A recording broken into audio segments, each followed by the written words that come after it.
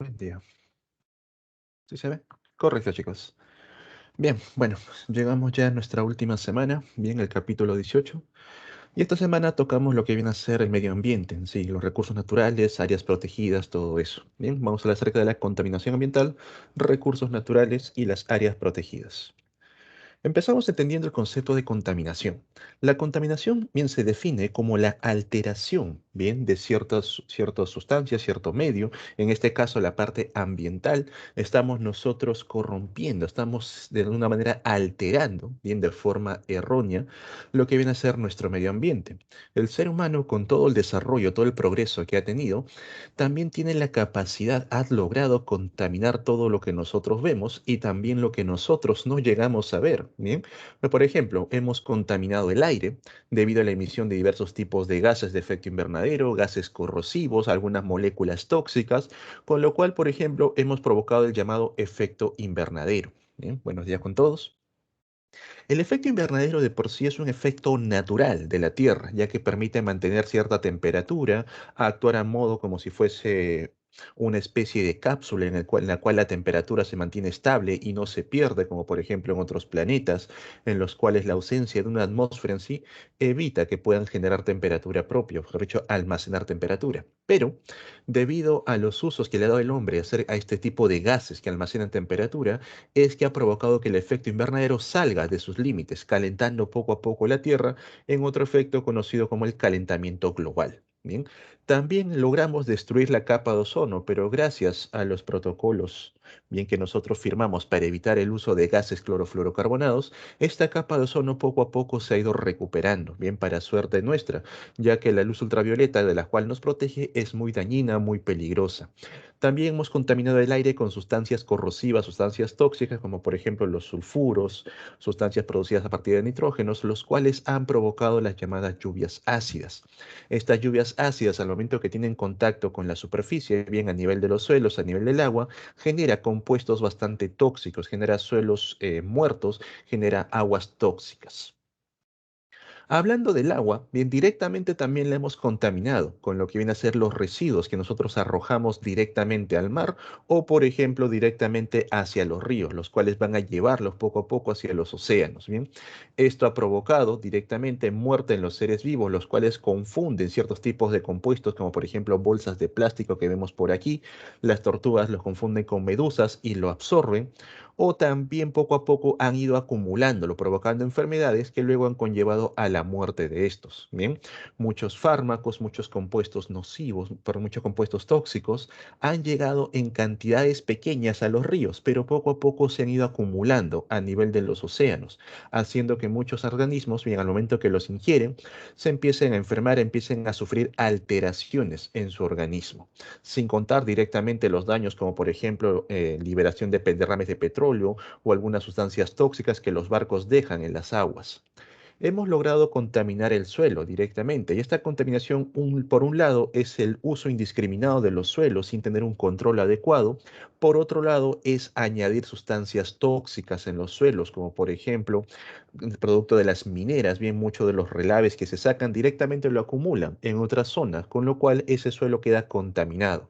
Produce directamente muerte de los vegetales y esta muerte de los vegetales, por un lado, lleva a los procesos de desertificación, pero por otro lado implica que muchos animales que dependen de estos vegetales también empiecen a sufrir consecuencias. Bien, entonces chicos, nosotros hemos generado diversos tipos de daño al ambiente. Aumento de gases contaminantes por un lado, el aumento de la temperatura, pueden ver este mapa es del 2020, ¿ven? Pueden notar que son muchas las zonas que presentan un mayor incremento de temperatura en comparación con 20 años atrás. Consecuencias del calentamiento global que nosotros estamos sufriendo. Por un lado, tenemos sequías. Por otro lado, tenemos inundaciones. Tenemos lo que viene a ser mayor presencia de derrumbes, las llamadas avalanchas, porque el hielo ya se vuelve inestable. Por otro lado, tenemos incendios forestales, tenemos congelamiento de algunas zonas y por supuesto, si ustedes han visto últimamente, estos 2 últimos años, ha habido una mayor activación volcánica, profesor, que tiene que ver con el clima, bastante bien, ya que las condiciones bajo la Tierra también impulsan la activación del círculo de fuego. con la parte oceánica. Repito, muchos animales han muerto confundiendo los alimentos, bien, con lo que viene a ser contaminantes, bolsas de plástico principalmente, pero también hemos generado zonas de alta contaminación que impide el desarrollo de muchas especies de manera adecuada. Bien. Entonces, chicos, empezamos con lo que viene a ser la contaminación a nivel de la atmósfera, una parte que nosotros siempre dejamos de lado, pero siempre nos recuerda bien los efectos que vamos a tener sobre ella. El llamado efecto invernadero y calentamiento global. Algo que los científicos han notado, bien a partir de lo que viene a ser la época industrial, la revolución industrial, es que poco a poco la Tierra ha sufrido un periodo de calentamiento.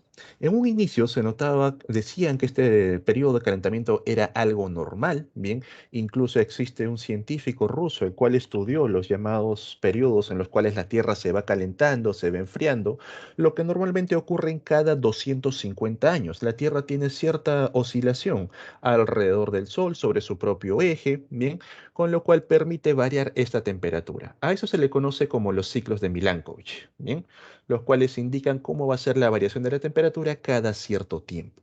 Pero en los últimos años, bien, estos últimos años hasta el 2020, bien, prácticamente, nos tocaba un periodo frío, en teoría, de acuerdo a los ciclos de Milankovitch. Pero algo que se ha observado es que la temperatura ha ido en aumento. Bien, este aumento no ha ido solo, ya que también junto con ellos han notado que el CO2, bien, un gas que siempre pasó desapercibido, también ha ido en aumento. ¿Y qué relación tiene este gas con la temperatura? El CO2 pertenece a uno de los llamados, al grupo de los llamados gases de efecto invernadero.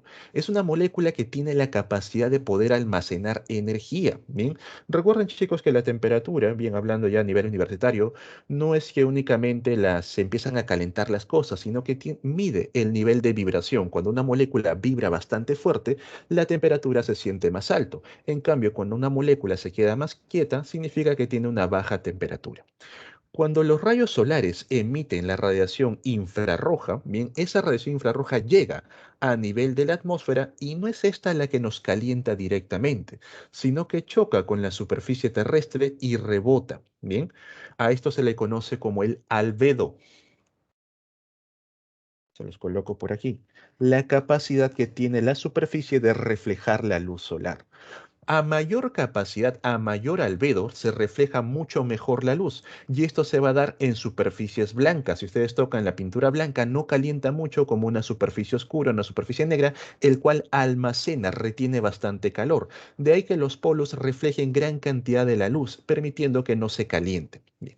Entonces, debido al albedo, la radiación infrarroja rebota, va de regreso a la atmósfera para poder escapar de la Tierra, pero gracias a la presencia de estos gases, sobre todo al CO2, estos atrapan esos rebotes, atrapan la energía infrarroja y la molécula de CO2 empieza a vibrar, generando calor a su alrededor. Igual lo hacen las moléculas de agua, pero profe, ¿por qué le prestamos mayor atención al CO2? Porque las moléculas de agua, al momento que empiezan a moverse, acuérdense que les hablé la semana pasada sobre la volatilidad, bien rebota sobre la superficie de agua, estas moléculas se desprenden y generan una capa de nubes, la cual a su vez impide que la luz llegue, con lo cual la temperatura como que tiende a regularse por sí sola respecto al agua. Pero con el CO2 no ocurre eso. El CO2 que se encuentra de manera gaseosa va a atrapar el calor y a medida que lo va liberando, otra molécula de CO2 también lo puede atrapar, permitiendo que el calor se retenga con mayor tiempo en la atmósfera, aumentando la temperatura. De manera similar al CO2 y mucho peor, 4 veces más, lo hace el metano. Bien, el gas metano tiene una mayor capacidad de poder atrapar el calor. De ahí tenemos, por ejemplo, gases de azufre y óxido nitroso que actúan de manera similar al CO2. Profe, entonces, ¿por qué no seguimos tanto el valor al gas metano? Porque el gas metano no es un gas muy abundante en la atmósfera, ya que principalmente se encuentra atrapado a nivel de los polos, pero implica un riesgo que cuando los polos se derritan, gran cantidad de gas metano pueda ser liberado. Bien, actualmente nuestra principal fuente de gas metano proviene de los cultivos ganaderos. Las vacas, las reses, liberan grandes concentraciones de gases metano producto de su digestión. Bien, pero regresando al tema. Entonces, chicos, los rayos solares ingresan a la Tierra, gracias al albedo, rebotan, vuelven a salir hacia la atmósfera, hacia el espacio, pero aquí vamos a encontrar a moléculas de gases de efecto invernadero. Estos van a permitir que los rayos se mantengan, no es que estén rebotando como si fuese un espejo, eso son ideas de primaria, ¿bien? Que a veces le colocaban en la superficie de la Tierra, llega la luz solar, rebota en la capita y vuelve a regresar. No funciona así, sino que se queda retenido en toda esta capa por los gases de efecto invernadero. Ese aumento de temperatura, aunque parezca insignificante, chicos, pueden ver por aquí, en los años de 60, 13.7 al 2010, 14.5, profes, casi un grado de temperatura. Puede parecer insignificante, pero para la estabilidad terrestre es demasiado abrupto. Bien, un grado de temperatura ha llevado a un derretimiento a nivel de los polos. La superficie polar del polo norte ha llegado a temperaturas de 21 grados, lo cual ya básicamente es una temperatura templada, permitiendo que incluso el permafrost, la capa de hielo que normalmente permanece congelada, empiece a desprenderse, empiece a derretirse. Ese polo norte va a llevar a emitir gran cantidad de agua dulce hacia la parte de los océanos y esta agua dulce altera una de las principales corrientes que nosotros tenemos y de la cual dependemos para los temas de temperatura, la llamada corriente termoalina. Bien, la corriente termoalina recibe ese nombre porque depende de esas dos cosas, depende del calor y depende de la salinidad para que la corriente pueda movilizarse. Gracias a la corriente termoalina es que se disfruta la temperatura que hoy en día tenemos. Bien, se los coloco en imagen para que no se pierda. Esta es la corriente termoalina. Las líneas rojas indican las aguas superficiales y las líneas azules indican las aguas de profundidad. Recordar que la temperatura, bien, el Sol calienta principalmente a nivel del ecuador. Luego son los océanos los que reparten, bien, el calor. Profe, ¿por qué no lo hace a nivel de superficies? Porque el albedo es mayor, con lo cual la temperatura no se almacena muy bien. Pero en los océanos lo absorbe perfectamente. A nivel del Ecuador, como las temperaturas se absorben, van a ser aguas cálidas, estas aguas son transportadas por la termoalina. Vean, viaja por esta zona del Caribe, por eso que tienen aguas bastante cálidas, ¿bien? Nuevamente se dirige al norte y permite calentar la zona de Europa. En esta zona, bien, gracias a las diferencias de temperatura, gracias a la salinidad, ¿bien? A medida que el agua se va enfriando, parte de ella se congela, las sales no se congelan, con lo cual empieza a acumularse, se hace un agua más pesada, el agua profundiza, volviéndose un agua fría que regresa por el resto de la corriente, completando el ciclo. Bien, entonces depende de la salinidad para poder profundizarse. ¿Qué pasa cuando el polo norte se derrite? Ese ingreso de agua dulce impide que las aguas puedan profundizarse correctamente, con lo cual la corriente poco a poco se va cortando, la temperatura ya no va a llegar hacia la zona norte y esto va a provocar un efecto de enfriamiento. Así es, señores. El calentamiento global a la larga va a producir un efecto de glaciación y tanto como ocurre en la zona norte, también ocurrirá en la zona sur. Pero los efectos de la Antártida son peores. ¿Por qué? El Ártico viene a ser pedazos de hielo flotantes. No hay tierra sobre esta zona, pero el Antártico sí, es un continente en sí. Hay tierra por debajo. Cuando las capas de hielo se empiezan a derretir, esos niveles de masa que van ingresando, esas masas de agua, van a aumentar los niveles de agua de mar de todo el planeta. Bien, con lo cual va a empezar a generar zonas en las que la población se va a ver sumergida. Tenemos, por ejemplo, la zona que está presente en los Países Bajos, los Netherlands, Holanda, ¿bien? Tenemos zonas, por ejemplo, en Italia, la zona de Venecia y gran cantidad de los países costeros. En esta zona de América, donde se encuentra Nueva York, bien, los niveles de agua de mar de esa zona dependen de la termolina, ya que lleva las corrientes de agua hacia el este, con lo cual los niveles de agua no se acumulan. Pero una vez que la termolina deje de funcionar, las aguas van a regresar a su sitio, inundando toda esa zona de Nueva York, Manhattan, básicamente todas las ciudades de la costa del este. Bien. Entonces, chicos, las consecuencias que estamos nosotros observando actualmente, por un lado, ya hemos visto el derretimiento de los polos, se están desprendiendo gran cantidad de bloques de hielo, lo cual a la larga van a alterar esta corriente. Debido a eso, va a haber un aumento en los niveles del mar, permitiendo que muchas ciudades costeras empiecen a desaparecer, tengan que emigrar y varias ciudades queden bajo los niveles del agua. Por otro lado, está produciéndose sequías y desertificación, ya que la temperatura, bien para que puedan generarse lluvias, no es la adecuada, no es muy baja, es muy alta, las moléculas de agua que se han condensado van a quedar bajo la forma de vapor. También se ha visto un mayor número de lo que viene a ser huracanes. ¿Por qué, profe? Si entienden un poco el sistema de formación de huracanes, para que ocurran estos, tiene que generarse diferencias de temperaturas, aguas cálidas con una corriente de masa fría, con lo cual empieza a generar unos vórtices, ¿bien? A medida que haya mayor presencia de aguas cálidas en ciertas zonas, va a haber mayor presencia de huracanes, con lo cual nosotros hemos visto que el año pasado, bueno, este año también, los huracanes incluso les ha faltado nombres, han tenido que poner letras griegas para poder completar debido a la gran cantidad de incidencias que hemos tenido. Bien, estos, por así decirlo, son algunos de los efectos. Más allá de eso, también tenemos aumento de enfermedades, tenemos riesgos, por ejemplo, de disminución de la población, entre otros. Bien.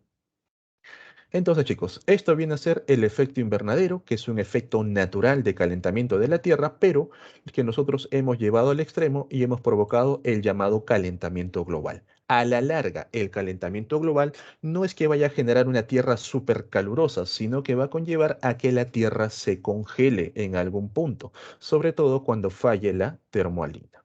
Bien. Para más consultas, chicos, revisen la película El día después del mañana, que ahí explica brevemente, ¿bien?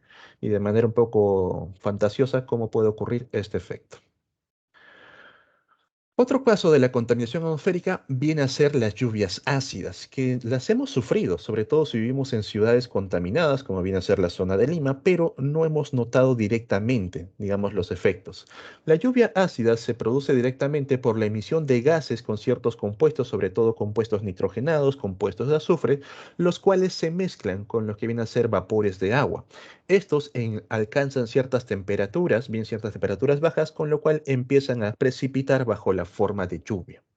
Cuando caen estos compuestos nitrogenados, estos compuestos de azufre, bien que vienen a ser ácidos principalmente, van a caer sobre suelos, dañando la agricultura, dañando a los vegetales, a su vez van a filtrar a través de la tierra, llegando hacia los ríos o caen directamente sobre ríos, sobre lagos, con lo cual van a poder contaminar, intoxicar a muchos organismos, principalmente peces, bien, y también a lo que vienen a ser a las aguas. Cuando los animales intentan beber estas aguas, esa concentración de ácidos que ingresa al cuerpo genera mucha toxicidad, con lo que pueden empezar a enfermar o a morir. En las ciudades directamente los vas a observar sobre ciertas estructuras. Podemos ver, por ejemplo, aquí una estructura hecha de mármol, el cual empieza a mostrar porosidades, como si hubiese sido corroído por un fuerte ácido, pero cuando es la lluvia directamente la que va ocasionando esta porosidad. También lo vamos a encontrar, por ejemplo, en algunas esculturas de cobre, bien, los cuales empiezan a tornarse de un color verdoso, que viene a ser el ácido que se forma a partir del cobre. ¿Bien? Entre un verdoso, un azulado. Eso por un lado, profe, bueno, vamos a perder ciertos monumentos, no hay problema, pero directamente el daño también se da a las propias estructuras. Es muy común en países como nosotros en Latinoamérica que siempre en los últimos pisos todavía estén presentes los fierros, porque en algún momento vas a construir un piso más, porque por ahí tal vez uno de los hijos quiera levantar un piso extra, entonces dejamos los fierros para que completen la columna.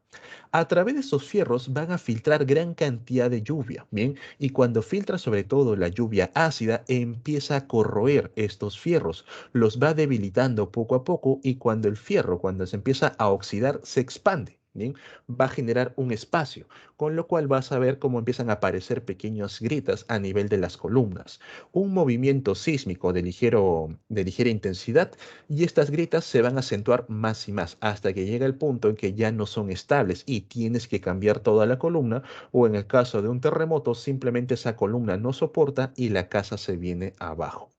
Bien, entonces la lluvia ácida también va a generar efectos directos e indirectos sobre la población humana. Luego tenemos a la capa de ozono. Aquí nuevamente, chicos, hay que barrer con ciertas ideas escolares en los cuales nos indican que la capa de ozono, profe, se está haciendo huecos. No es correcto. La capa de ozono está formado por lo que viene a ser el ozono, una molécula formada por por tres oxígenos, bien, tres átomos de oxígenos unidos, y como todo gas, como toda propiedad del gas, tienden a ocupar cierto espacio, bien. A cierta altura se dan las condiciones de temperatura y de presión para que la capa de ozono se desarrolle. Entonces, ¿qué significa en sí la destrucción de la capa de ozono? Supongamos, bien, acá pongo dos líneas. Esta es la capa de ozono original y esta es la capa de ozono destruida. Bien. En ambas, bien, el grosor de la capa de ozono es la misma. Los gases van a ocupar el mismo espacio, solamente que una capa de ozono completamente sana, bien, que no ha sido alterada, presenta una gran cantidad de moléculas de ozono, mientras que una que ha sido alterada, ha sido dañada por efectos químicos, va a presentar las moléculas más dispersas, pero sigue ocupando el mismo grosor, bien, propiedad de los gases. Esta capa que se encuentra inalterada, cuando vienen los rayos ultravioleta, el ozono puede absorber estos rayos y volver a reflejarlos, bien, con lo cual es muy difícil que los rayos ultravioleta lleguen a atravesar la capa de ozono, porque va a haber presencia de muchas moléculas. Pero cuando la capa ha sido dañada, es cierto que aún puede rebotar algunos rayos ultravioleta, pero otros van a poder atravesar tranquilamente. Y estos rayos ultravioleta de alta energía, cuando llegan a la superficie terrestre, van a generar daños, sobre todo si tienen contacto directo bien con nuestras células. ¿Qué hace la radiación ultravioleta? Genera que los enlaces a nivel de las cargas genéticas, los puentes hidrógeno, se alteren y empiezan a generar errores en los códigos genéticos, produciendo células mutadas que a la larga pueden llevar a los famosos cáncer de piel, la aparición de melanomas, la aparición de lunares rojos o manchas a nivel de la piel que poco a poco van generando el famoso cáncer de piel. Bien, entonces chicos, no es que se genere un hueco, bien, quítense esa idea, eso es escolar. Se genera una menor densidad de moléculas de ozono. Profe, ¿qué ocurre en sí con el ozono? Debido a la liberación de ciertos gases, los llamados CFC principalmente, clorofluorocarbonados, bien, moléculas que presentan cloro, presentan fluoro y presentan carbón, este cloro tiene la capacidad de interactuar con la molécula de ozono. Cuando encuentra una molécula de ozono, se une el radical de cloro con el ozono aquí y va a formar bien un óxido de cloro. Acá está, el monóxido de cloro. Entonces le ha quitado un oxígeno al ozono. ¿Y qué ocurre? Las otras dos moléculas de oxígeno simplemente forman el oxígeno molecular. Y este oxígeno molecular no tiene la capacidad de poder reflejar radiación ultravioleta, con lo cual se va poco a poco separando el ozono. El ozono con el paso del tiempo se vuelve a formar debido a las condiciones a esa altura, pero puede llevar muchos años. Bien, este monóxido de cloro a su vez es inestable, se vuelve a separar, tenemos átomos de oxígeno libre, el óxido de cloro sigue libre, bien, perdón, el radical de cloro sigue libre y vuelve a atrapar a otra molécula de ozono, nuevamente generando que ésta se separe y poco a poco van haciendo que las moléculas empiecen a disminuir en densidad. Bien, efectos que tenemos de la radiación ultravioleta ya los expliqué. Bien, hace más severas las quemaduras al sol. Ustedes han visto que quizás están, digamos, algo que puede pasar.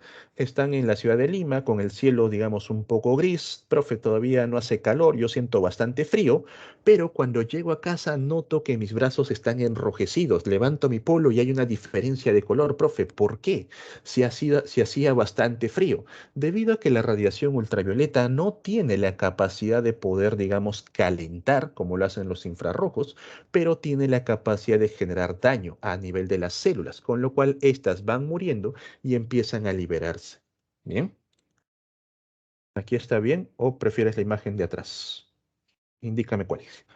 ¿Ok? A su vez, aumenta el riesgo de la dermatitis alérgica, bien, o la dermatitis tóxica, lo que viene a ser las inflamaciones a nivel de la piel, la aparición de pequeñas manchas rojas que van generando picazón y van generando molestia.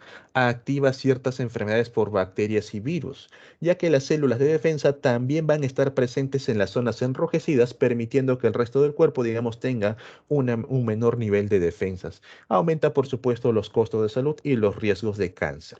Bien, entonces chicos, esto es lo que nosotros tenemos a nivel de la contaminación atmosférica. ¿Alguna pregunta, alguna duda? Hay más, por si acaso. Hemos contaminado las redes, por ejemplo. Hemos usado todo tipo de redes de ampliación modulada, de frecuencia modulada. Las redes de Wi-Fi, por ejemplo, también generan contaminación electromagnética de una u otra manera. Hemos contaminado los cielos con los llamados satélites, los cuales impiden que muchos telescopios puedan estar atentos ante la presencia de ciertos objetos con potencial destructivo para la Tierra, lo cual ya en su momento generó noticias, porque han escuchado acerca del proyecto de Starlink, el proyecto de Elon Musk, de poner una gran cantidad de satélites alrededor de la Tierra para llevar internet, llevar comunicación a todo el planeta. Pero eso está permitiendo que no podamos observar adecuadamente si hay presencia tal vez de un meteorito, de un asteroide, que signifique un peligro potencial para la Tierra. Bien, entonces son otros tipos de contaminación que debido al desarrollo tecnológico nosotros estamos generando. Bien. Luego tenemos la contaminación hídrica, la contaminación de las aguas. A esto correctamente se le conoce como los procesos de eutrofización. Bien, en un ambiente natural, un ambiente acuático natural, tenemos aquí la presencia de algas, la presencia de plantas en superficie, en profundidades. Tenemos un equilibrio entre los seres vivos. Aquí se dan las redes tróficas. Bien, hay presencia de producción de oxígeno por las algas, el ingreso de luz adecuadamente y la disponibilidad de alimento. Bien, la luz puede ingresar, no pasa nada. Los peces pueden crecer en capas profundas porque el oxígeno llega hasta estos niveles, ya que las aguas tienden también a moverse entre las superficiales y las de profundidad. Cuando los peces mueren, las bacterias realizan su trabajo descomponiendo y regresando los materiales bien hacia la superficie. Pero, ¿qué ocurre? Debido también a acción humana, vamos a generar aportes de nitrógeno y aportes de fosfatos. Bien, el fósforo es el principal contaminante para las aguas. Como les mencioné en la clase anterior, los fosfatos son limitantes para las plantas. Los fosfatos donde estén, las plantas rápidamente lo aprovechan. Y cuando estos fosfatos llegan a los cuerpos de agua a través de los ríos o directamente por los desagües, las algas lo van a aprovechar rápidamente. Bien, entonces tenemos aquí producción de fitoplancton, algas y plantas. Empiezan a aumentar, empiezan a proliferar, lo cual aumenta la turbidez en el agua. Esta turbidez impide que la luz solar llegue y las plantas que se encuentran en los fondos puedan aprovecharlas y producir oxígeno. Bien, entonces hay una disminución de la luz solar, mueren las plantas de fondo, no va a haber producción de oxígeno, no va a haber producción de alimento, disminuye el oxígeno y empiezan a morir el resto de los organismos, empiezan a morir los peces, entre otros, lo cual aumenta la capacidad de los fondos para poder descomponer materia orgánica. Bien, las bacterias empiezan a proliferar y no bacterias de las que había anteriormente, las que trabajaban con oxígeno, sino bacterias que trabajan sin oxígeno, anoxigénicas, que son bacterias que van a producir otros tipos de gases, otro tipo de sustancias, entre ellas metano, bien, sulfuros, permitiendo que los fondos empiecen a volverse apestosos, impidiendo que muchas plantas, muchos otros organismos puedan desarrollarse. Entonces, poco a poco, el ambiente natural empieza a eutrofizarse. De manera superficial vamos a notar un color verdoso, como pueden ver aquí, por la presencia de una gran cantidad de algas, sobre todo las microalgas que rápidamente proliferan. ¿Bien? Esto va a llevar a que, que la luz pase poco a poco, bien, ya no pueda pasar correctamente, las algas ya no produzcan los niveles adecuados de oxígeno, empiezan a acumularse la gran cantidad de CO2, empiezan a morir los peces y esto poco a poco va convirtiendo el ambiente de una forma natural a una forma eutrofizada. Con el pasar del tiempo, este ambiente también tiende a morir, dejando a su paso aguas cristalinas. Profe, pero son aguas cristalinas, son aguas limpias. Limpio al punto que viene a ser no viable, ya que estas aguas están altamente contaminadas. Quizás para ti, si en algún momento has viajado a provincia, has viajado a la sierra, has visto aguas cristalinas, te ha dado ganas de tomar el agua, ten mucho cuidado. Bien, unas aguas naturales, unas aguas saludables permiten el crecimiento de organismos, permiten que haya plantas, que haya peces. Si yo viajo a la sierra y veo aguas completamente cristalinas y no estoy muy a la altura, que es de donde nace, Voy a dudar de esas aguas, se los digo por seguridad, no lo tomen, ya que pueden presentar una gran cantidad de bacterias que a simple vista no se ven, o pueden ser aguas eutrofizadas, bien, con la presencia de ácidos, con la presencia de contaminantes, bien, los cuales impiden que los organismos puedan vivir en esas aguas. Ustedes habrán notado que quizás los procesos de eutrofización de manera cercana se dan principalmente en los ríos, bien, cuando están cerca a una ciudad empiezan a volverse verdes, profe, parecen pantanos, y esto poco a poco también va llegando hacia los océanos. Si visitan algunas lagunas de la sierra, también van a notar que estas lagunas, que son enormes, por ciertos lados hay presencia de ciudades, y en esas zonas es donde más verde se encuentra la laguna. Mientras que el otro lado, donde no hay ciudades, simplemente es campo abierto, la laguna se encuentra más traslúcida, hay presencia de mayor diversidad de organismos. Bien, entonces chicos, recordar, los procesos de eutrofización van a iniciar con el aporte en exceso de contaminantes que vienen a ser el nitrógeno, pero principalmente el fósforo, bien, las formas fosfatadas.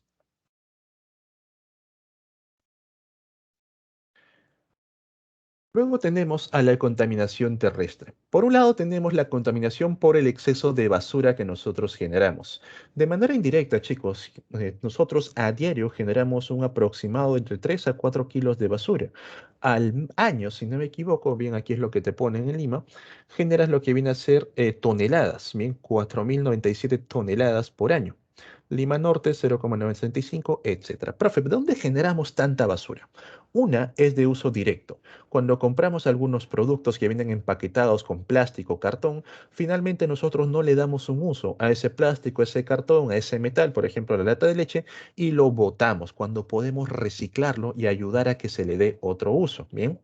Otro es cuando lo hacemos de manera indirecta, cuando favorecemos otro tipo de consumos, como por ejemplo el consumo eléctrico, que también va generando componentes bien tóxicos para la tierra. Pero la basura es el principal de ellos. Si viven en distritos, bien como vienen a ser principalmente los conos, van a notar que los camiones de basura no tienen, digamos, esa capacidad de poder separar. Simplemente acumulan todo, orgánico, papeles, plásticos, y lo llevan a algunos centros, los cuales los separan de manera ligera. Principalmente los metales, gracias a la ayuda de imanes, la presencia de cartones por propio personal, pero el resto simplemente lo queman, generando gran cantidad de contaminantes a la atmósfera. Esta basura, aunque no lo crean, va a llegar tarde o temprano de regreso a nosotros, ya que nosotros, como somos el top de la cadena trófica, esta basura que termina en la atmósfera y luego termina en los océanos, lo absorben algunos organismos, van pasando de uno a otro, finalmente regresa a nosotros. Y ya les mencioné que el tema de los plásticos, los llamados microplásticos, han sido encontrados incluso en lo que vienen a ser el se me fue el nombre, en la placenta de una madre embarazada. Ahí han encontrado microplásticos. ¿Bien? Luego tenemos la contaminación por herbicidas y plaguicidas, bien los llamados organoclorados. Estos herbicidas y plaguicidas van a generar que los cultivos crezcan mucho mejor, es correcto, nos da ciertas ventajas, pero a su vez empiezan a ser filtrados y como no son específicos, quiere decir yo tengo un cultivo y simplemente lo echo sin control, el exceso se va acumulando a nivel terrestre, con lo cual, debido a la escorrentía, bien el agua que viaja por debajo de la tierra, va a llegar hacia los ríos, contaminando a otros organismos, principalmente los filtradores, bien. Tenemos ahí algunos moluscos, como por ejemplo los choritos, las almejas, que van a filtrar el agua y ahí van a atrapar estos compuestos organoclorados. Profe, yo no como nada marino, tranquilo. Estos moluscos a su vez sirven de alimento para otros peces. Profe, tampoco como peces. Ok, estos peces cuando son capturados, algunos van de manera enlatada, bien, van formando las latitas de atún, las latitas de caballa, y otros, la gran mayoría, es convertido en harina de pescado.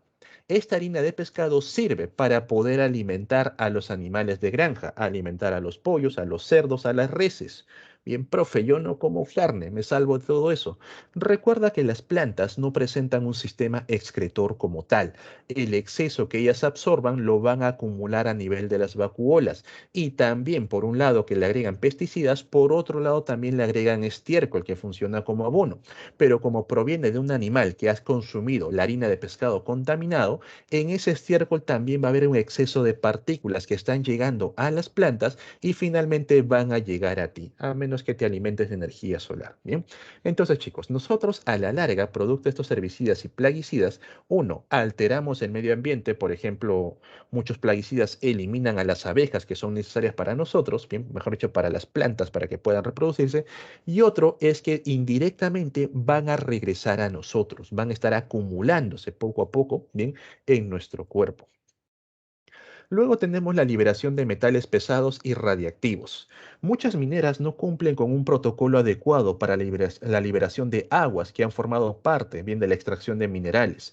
Estas aguas van a ser vertidas directamente en riachuelos, en ríos, y vamos a notar cómo es que las piedras, bien las rocas, incluso los fondos, empiezan a tornarse de colores oxidados, como por ejemplo aquí vemos un color cobrizo, colores rojizos, colores grises, los cuales indican la presencia de metales. En un viaje que tuve hacia la zona de Chavín, tal vez ustedes también hayan hecho esa parada, hay una zona en la cual hay bastante presencia de plantas y hay unas aguas que salen de fondo donde la gente siempre va con sus botellas, saca el agua, pero si notas las piedras y notas las mismas plantas que están ahí en ese puquio, presentan un color bastante naranja, un óxido de cobre bien presente, para un óxido de hierro, lo que significa que esas aguas presentan metales pesados. Profe, ¿qué puede pasar a la larga? Tú puedes sufrir consecuencias como por ejemplo intoxicación o alteraciones a nivel del sistema digestivo, a nivel del sistema nervioso, por el consumo de estas aguas de manera directa. Pero también las plantas cuando las absorben, bien, o en el caso de los animales cuando las beben, de manera indirecta van a llegar hacia tu organismo. Con el tema de los materiales radiactivos también hay que tener mucho cuidado, cómo es que se tratan, cómo es que se liberan. Se dio el caso, no sé si les conté a ustedes, pero de todas formas lo repito por ese caso, bien, ustedes sabrán que a veces en los hospitales tratan a las personas con cáncer con materiales radiactivos, yodo radiactivo, cobalto radiactivo, para poder hacerles la quimioterapia, bien. Estos, una vez empleados, una vez usados, son almacenados en unas cajas especiales, cubiertas de plomo, que es bastante denso, para evitar que la energía radiactiva sea liberada y pueda dañar a las células. Bien. En un hospital en México, bien, no eliminaron adecuadamente el material radiactivo, simplemente que lo liberaron bajo la forma de basura. Y junto con esta basura, ustedes saben que hay muchas personas que le dan un segundo uso, los llamados recicladores. Uno de estos cogió a este material radiactivo, lo desarmó, lo abrió y vio que tenía cierto valor porque era un poco brillante, tenía buen peso, se lo llevó a casa. Bien, se lo guardó, lo llevó a casa y esta persona empezó a sufrir daño, bien, por radiación. ¿Cómo empieza esto? Empieza con enrojecimiento y una sensación de quemazón en la zona afectada. Le afectó en las manos, le afectó en los bolsillos porque fue donde se lo guardó. Rápidamente fue internado, pero vieron que el daño continuaba, las células empezaban a morir. La persona fue trasladada, si no me equivoco, a un hospital de Francia porque era la única manera de poder estudiar y salvarlo. Finalmente murió, chicos, bien les digo. Primero perdió la pierna, luego poco a poco el cáncer se fue expandiendo, pero hasta ahí no queda el daño. ¿Qué pasó? Este señor, bien, no es que haya sufrido de un día para otro, sino fue en cuestión de semanas nada más, este material el señor lo vendió, bien, para que fuese reciclado. Con este material reciclado fabricaron piezas de construcción, fierros que van en las columnas. México ha tenido uno de los peores casos de contaminación radiactiva que continúa hasta hoy en día. Son muchas las casas que presentan estas columnas radiactivas que a pesar de estar, digamos, en baja proporción el metal, sigue generando daño, sigue generando problemas en la población.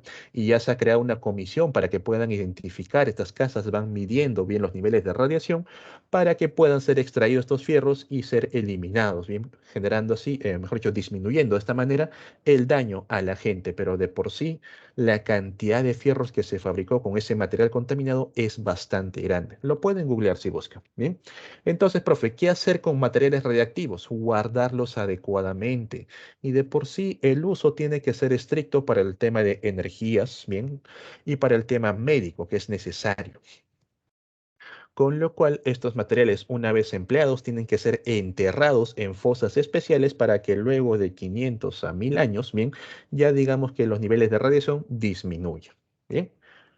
Ok. Bien, chicos, hasta aquí. ¿Alguna duda con los tres tipos de contaminación que hemos revisado? Atmosférica, acuática, terrestre.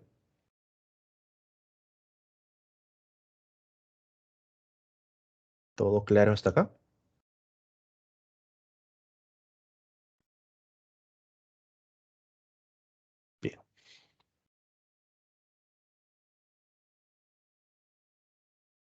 Ahora.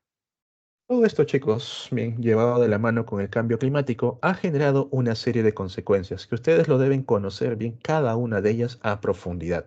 No solamente por temas de admisión, sino que son consecuencias que quieran o no la van a vivir. Bien, ustedes son personas jóvenes, más la mayoría de ustedes va a llegar más allá de los años 2050, bien, por no decir todos ustedes van a pasar esa edad, y sobre todo su descendencia, cuando tengan hijos, van a sufrir los cambios climáticos bien previstos para el año 2100. Consecuencias directas, ya lo mencionamos, el aumento del nivel del mar. Por un lado, la temperatura produce la fusión de los hielos a nivel de los glaciares, los cuales van ingresando al agua, aumentando el nivel de estos. Y por otro lado, recuerden que la temperatura permite que las moléculas líquidas se expandan. Bien, profe, ¿cómo es eso? Cuando las aguas se calientan, se expanden, aumentan el volumen. Y eso, por ejemplo, ustedes lo han visto en los termómetros, termómetro de mercurio, termómetro de alcohol, son termómetros de sustancias líquidas. Cuando le agregas temperatura, este líquido empieza a expandirse, con lo cual te marca tu temperatura. Bien, entonces el cambio climático, el calentamiento global está provocando esto, aumentando los niveles del mar, por un lado, por el derretimiento de los glaciares, el derretimiento de los polos, y por otro, la llamada expansión térmica del agua. Bien, por si acaso se los coloco.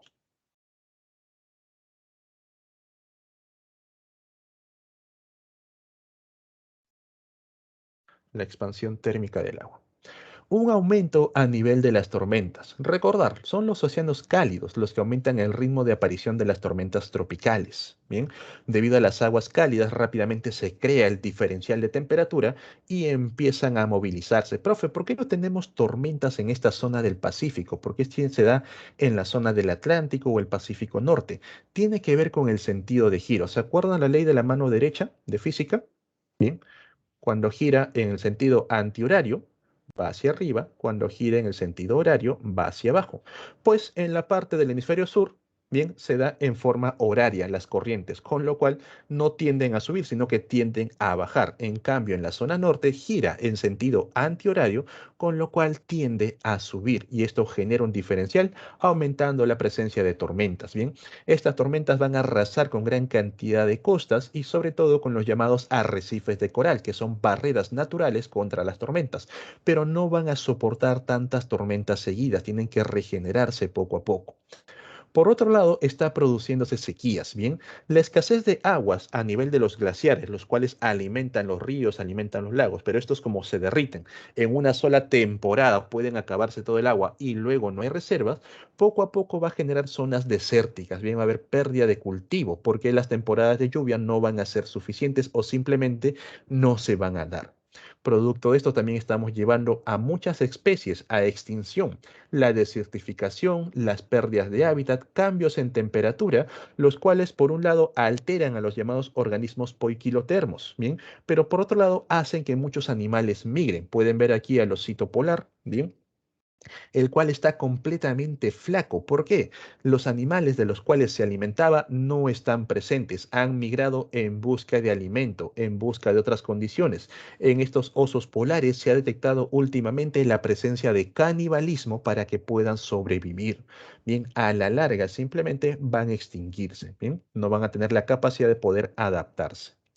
La aparición de enfermedades también es algo muy común debido al cambio climático, ya que las temperaturas cálidas, las temperaturas tropicales, van a provocar por un lado inundaciones, por otro lado sequías, los cuales crean condiciones para que aparezcan roedores con enfermedades peligrosas, aparición de mosquitos, zancudos, bien, y otras plagas, las cuales empiezan a aumentar el riesgo de contagio entre los seres humanos. Ustedes saben que ahora en la época de verano es muy común que nuevamente empiecen los casos de dengue, los casos de Zika, por el aumento de los mosquitos, que aprovechan las altas temperaturas, aprovechan las acumulaciones de agua en recipientes como algunos floreros, algunos recipientes abiertos, básicamente, para poder reproducirse, y las hembras empiezan a buscar sangre por todos lados.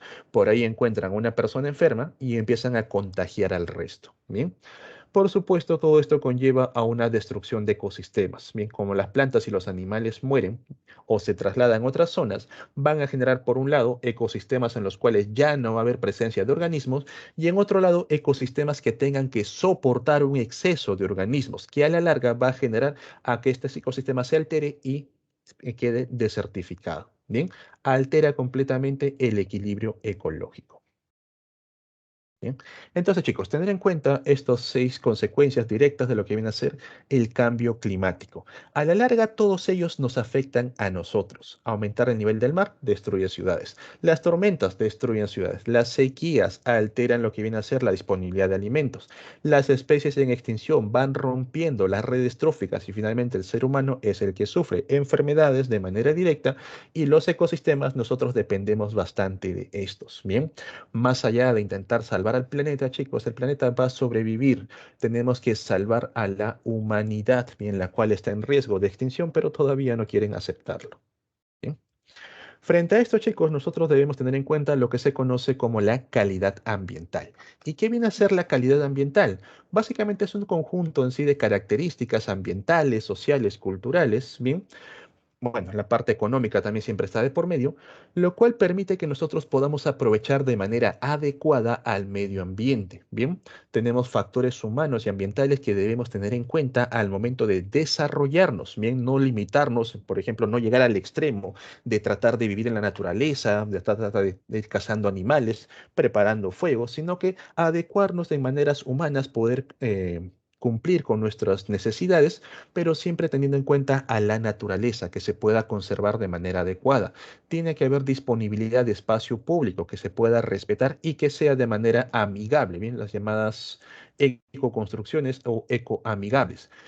Calidad y cantidad de las áreas verdes. Recordar que en las zonas que presentan mayores ingresos han visto que presentan mayor cantidad de zonas verdes porque estas zonas verdes implican un costo, ¿bien? Que tiene que ver con los riegos, que tiene que ver con la mantención de estas zonas y también con el tratado y cuidado de las plantas. La contaminación ambiental tiene que ser amigable. Es cierto que nosotros vamos a producir contaminantes de una u otra manera, pero debemos aprender a poder reciclar, a poder reutilizar ciertos contaminantes para poder, digamos, regresarlos a la cadena y que no simplemente queden liberados para que el ambiente se encargue de ellos. Calidad de la vivienda. ¿A qué se refiere este punto?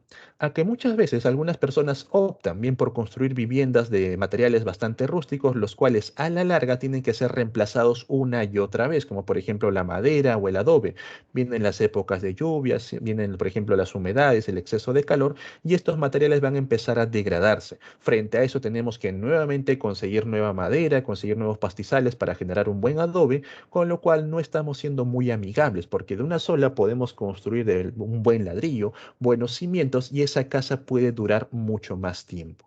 Bien, servicios públicos y domiciliarios con lo que tiene que ver lo que es la luz, lo que viene del agua y los servicios de recojo y tratamiento de basura, básicamente el reciclaje.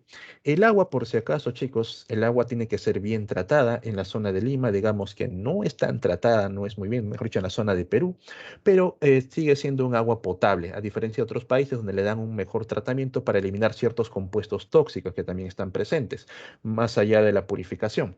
Las energías también tienen que ser el caso de energías de uso renovables. En el caso de la zona de Perú, las energías, bien, no son renovables al 100%, pero dependemos mucho de las centrales hidroeléctricas. Por ejemplo, este mapita interactivo, bien, Electricity Map, nos muestra cómo vienen a ser las emisiones de energía que requiere la zona de Perú.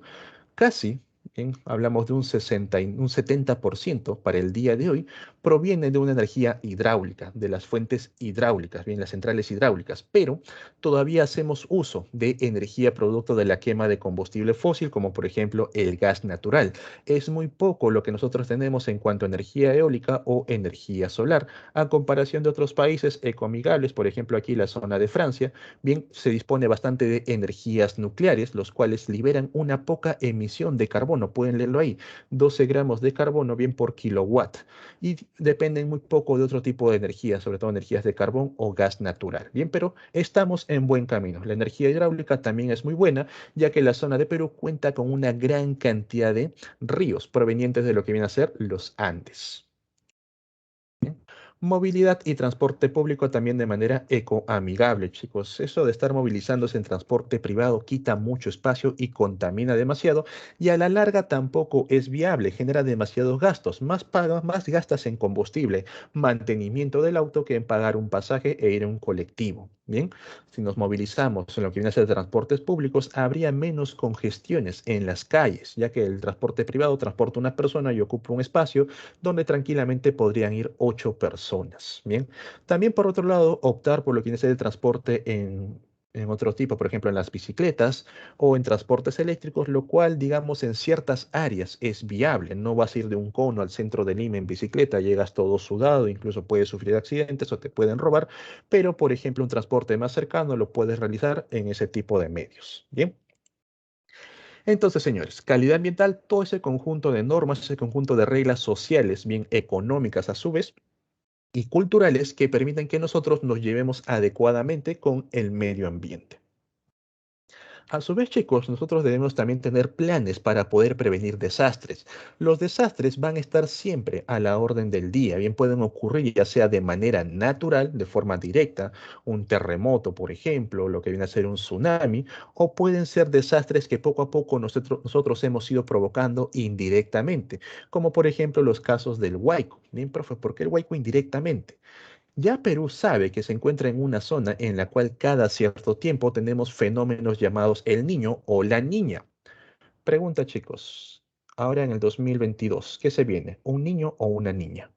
Cultura general. ¿Qué fenómeno va a llegar este 2022?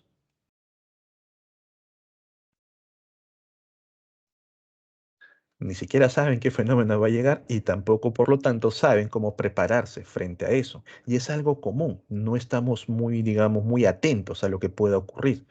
Si visualizan por acá, chicos, bien, esta es otra página bastante bonita. Tiene que ver con los datos de la NASA. Aquí puedes ver las corrientes. Bien, visualizamos a nivel oceánico, visualizamos las corrientes, las temperaturas superficiales a nivel terrestre. En los cambios atmosféricos podemos notar puntos azules. Profe, ¿qué es eso? ¿Qué significa? Que a comparación de años anteriores, la temperatura está más baja. Se viene una niña. Bien, hay mucho riesgo de la presencia de una niña. Aquí pueden ver, mientras que el resto del planeta pueden notar que muestra temperaturas más cálidas. Señores, el planeta se está calentando. Entonces, ¿qué va a ocurrir, profe, si viene una niña? Los problemas del fenómeno del niño y la niña abarcan principalmente a dos continentes, a lo que viene a ser la zona de Sudamérica, bien, y al continente de Australia. Entre ambos va a haber, si un lado se calienta, el otro lado se enfría, y viceversa, si un lado se enfría, el otro lado se calienta, bien. Recuerden que los niños son cálidos. Cuando hay fenómeno del niño, bien, las temperaturas cálidas. ¿Se acuerdan del último fenómeno del niño, chicos? ¿Alguien tiene el dato por ahí? Creo que fue el 2015 en verano.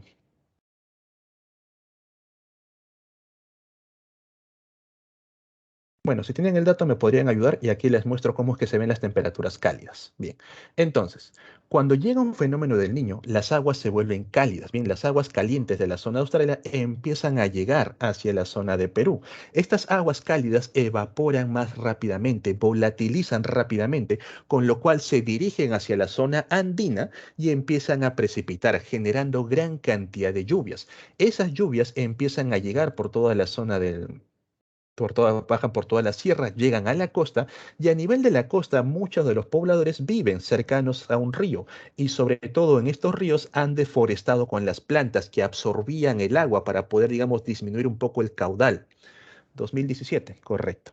Entonces, frente a eso, los suelos no absorben suficiente agua, se vuelven más inestables, ¿bien? Con lo cual, poco a poco, empiezan a acumularse, ya derrumbarse, ¿bien? Enero, vamos a poner quincena de enero. Acá se ve correcto. Pueden ver aguas cálidas que están llegando hacia la zona de Perú. Bien, el llamado niño costero, si no me equivoco. Y en la zona de Australia todavía se mantienen aguas cálidas, por eso se llamó niño costero, porque era un niño un poco anómalo. Entonces, chicos, eso es lo que ocurre a nivel del fenómeno del niño.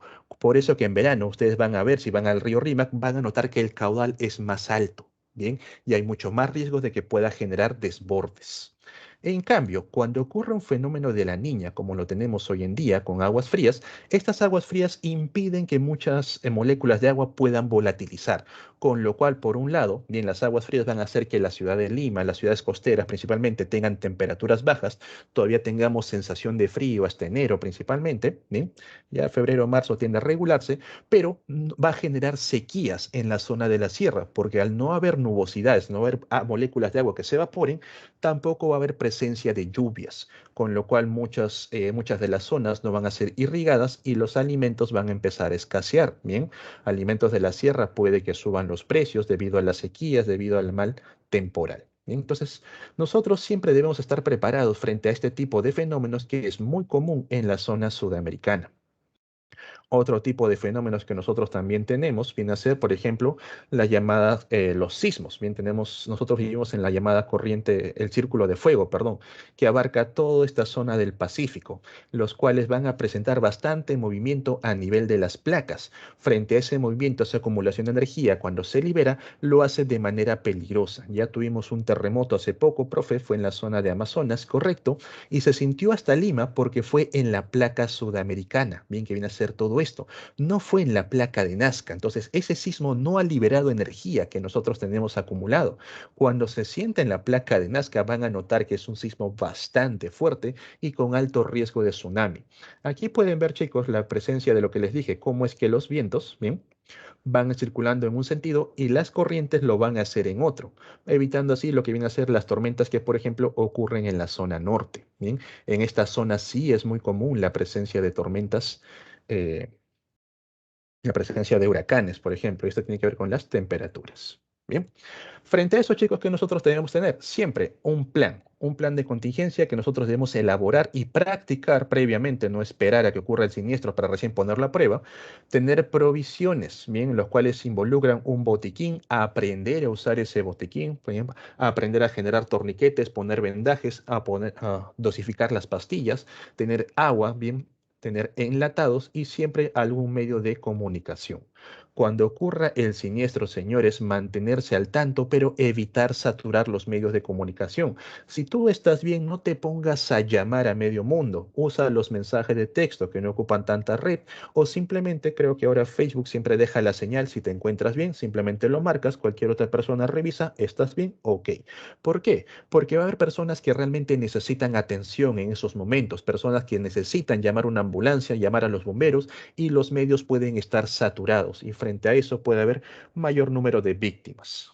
Bien, entonces chicos, prevención del desastre como parte de lo que viene a ser los cuidados ambientales.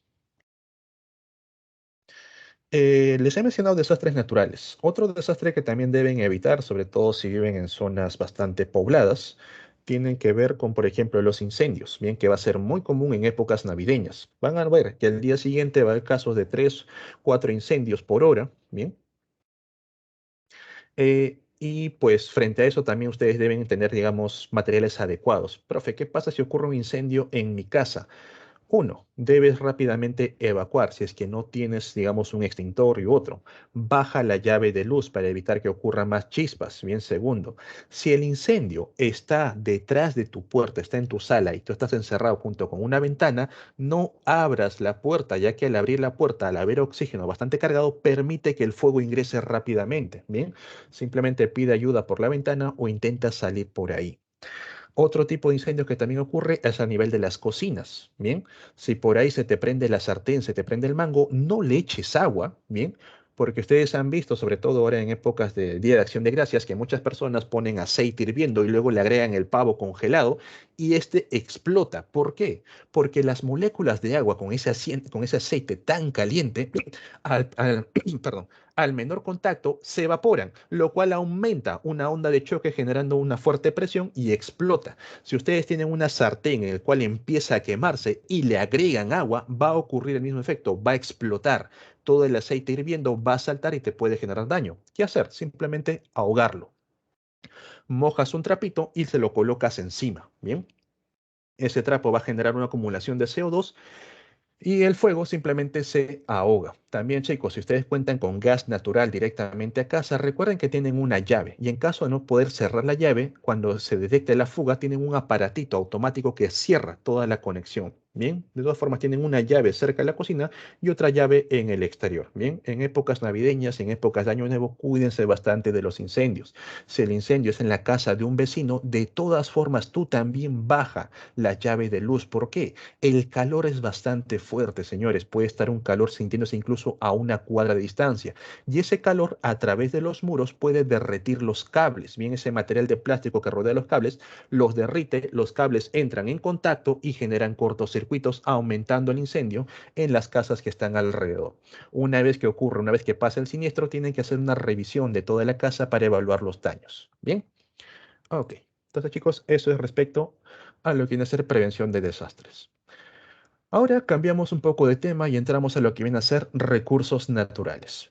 Primero, señores, para entender lo que viene a ser un recurso natural, viene a ser todo aquel material que nos dispone la naturaleza y que nosotros podemos darle un uso, podemos aprovecharlo para satisfacer nuestras necesidades. Bien, hay materiales que no son considerados recursos naturales ya que no tenemos la capacidad de darle uso, no tenemos la capacidad de explotarlos, como por ejemplo hay materiales que están en el centro de la Tierra o bastante profundos. Nosotros no podemos llegar a esa zona, no podemos extraerlos. O materiales que se encuentran en órbita. Tenemos por ahí algunos pequeños microsatélites que están formados tal vez de titanio, tal vez de oro. Por ejemplo, podemos encontrar materiales de hierro, de cobre en Marte, pero no son considerados recursos naturales porque no pueden ser explotados. Bien, para que puedan ser considerados recursos, tienen que tener la capacidad de ser explotados. Bien, punto número uno. Dentro de los recursos naturales, nosotros vamos a hablar en términos humanos, me refiero al tiempo humano. Debido a eso, vamos a clasificarlos en recursos agotables, aquellos que en términos humanos se van a acabar, e inagotables, que en términos humanos van a durar demasiado, tanto que el ser humano no lo puede calcular. Bien, dentro de los inagotables, por ejemplo, tenemos la energía solar. Profe, el sol algún día se va a extinguir, correcto, pero en términos humanos es inagotable. Bien, hasta que el Sol se extinga, la humanidad hace millones de años que dejó de existir. También tenemos como recurso inagotable a los vientos, tenemos también a las mareas, bien, a las corrientes que son producidas por acción lunar, por acción solar. Profe, la luna también poco a poco se está alejando de la Tierra, correcto, pero hasta que termina de alejarse, te repito, la humanidad ya se extinguió. Bien, en términos humanos es considerado inagotable. Por otro lado, tenemos los recursos agotables, aquellos que cumplen su función y ya no pueden volver a ser usados a menos que sean reciclados o reproducidos. Bien, porque dentro de los agotables encontramos a los no renovables, aquellos que cumplen una sola vez la función y para volver a usarlos tenemos que reciclarlos o simplemente son no renovables completamente. Y tenemos, por supuesto, a los renovables, aquellos a los que le podemos dar uso constantemente. Vamos primero con los renovables. Dentro de los renovables vamos a tener a los renovables verdaderos. ¿Sí? Directamente, chicos, para que no se hagan muchas bolas, aquellos que tienen la capacidad de reproducirse, o sea, de aumentar fauna y flora.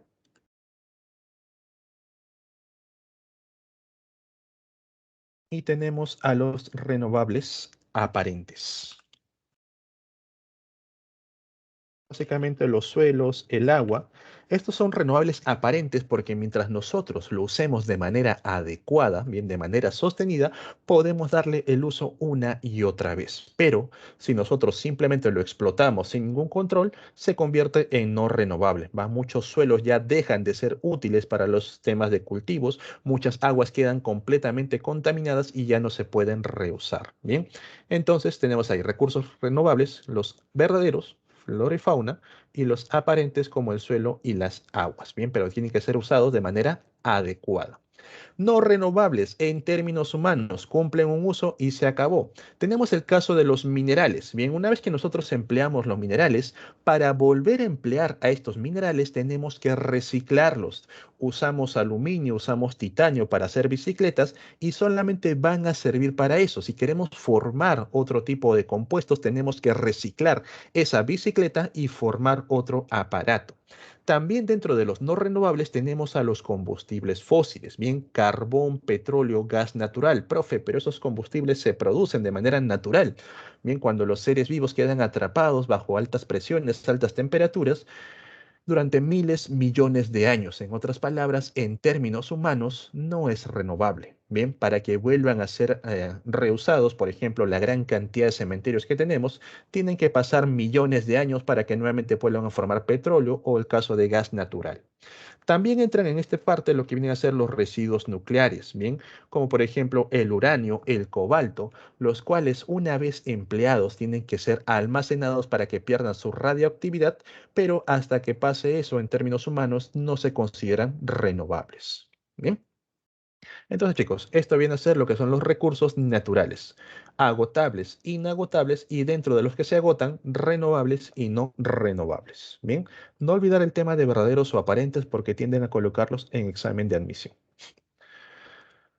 ¿Para qué nosotros nos interesan los recursos naturales? O directamente, ¿por qué nos interesa proteger un ecosistema, muy aparte de los recursos?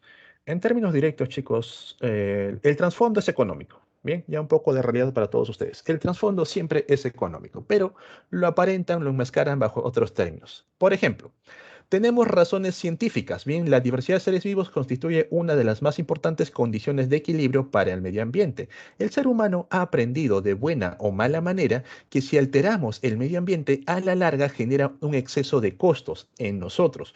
Costos en la parte de infraestructura, por ejemplo, los huaicos, todo eso.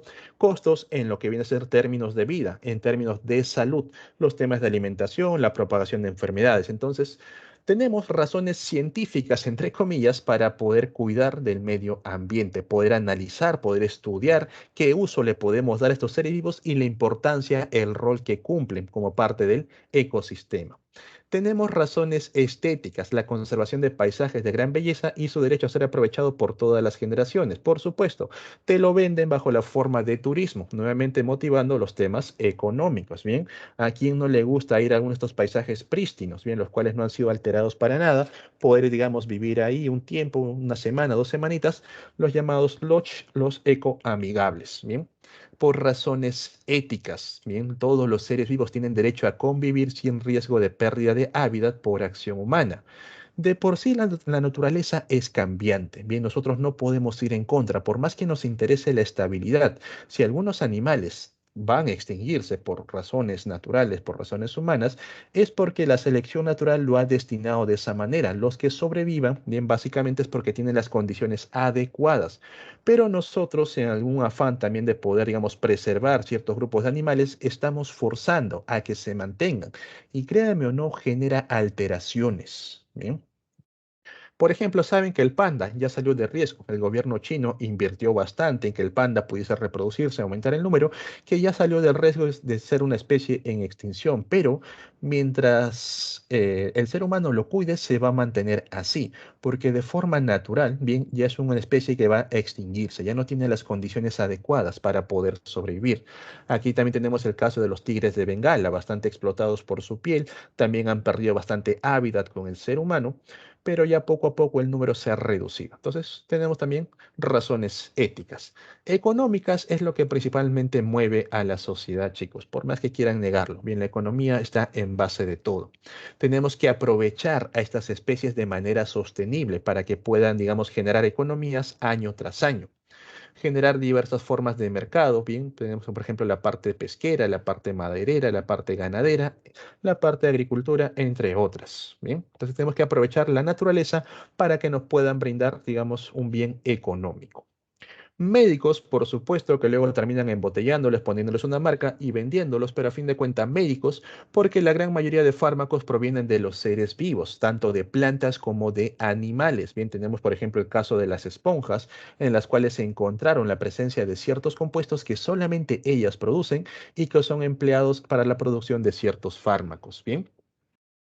Y esto resulta más económico que producirlas sintéticamente, por supuesto. Es más fácil que una bacteria te produzca una gran cantidad de insulina a que tú intentes producir esa serie de aminoácidos a nivel de laboratorio. Repito, términos económicos. Bien. Entonces, chicos, son razones que nosotros empleamos para proteger un ecosistema. Científicos, estéticos, éticos, lo único que se relaciona con los animales, económicos y médicos, ¿bien? O de salud, que también se les conoce. Frente a eso, ¿qué ha hecho el Perú para poder, digamos, proteger, para poder incentivar todo este tipo de protección en los ecosistemas? Nosotros en el año 2008, acuérdense eso, bien un 13 de mayo, cuando bajó la Virgen María, declaró al Ministerio del Ambiente. Bien, se fundó el llamado MINAM. Previo al Ministerio del Ambiente, el ministerio que se encargaba de las áreas naturales protegidas, de proteger a los seres vivos, ecosistemas, era el Ministerio de Agricultura. Bien, tenganlo en cuenta. A partir de 2008 fue el MINAM. Su función, rector del sector ambiental, básicamente el que va a controlar cómo es que nosotros hacemos uso del medio ambiente. Bien, diseñar, establecer, ejecutar y supervisar la política nacional y sectorial ambiental. En otras palabras, diseñar las formas en las cuales se controla el uso de los recursos, las áreas destinadas a protección, establece dichas áreas, ejecuta proyectos y los supervisa para que puedan cumplir con la normativa, bien, a las cuales nosotros estamos anclados. En eso los tratados internacionales, como también las leyes que nosotros tenemos de manera nacional para proteger nuestros recursos. Objetivos específicos, fortalecer la gestión ambiental, ¿bien? De manera descentralizada, porque no solamente puedes abarcar todo a nivel de la capital o a nivel de ciudades principales, sino directamente en las zonas donde van a hacer uso de estos recursos, por ejemplo, en la selva, en la sierra, bien, lejos de las ciudades, donde principalmente están los recursos. En las ciudades no hay mucho. Promover una cultura ambiental, chicos.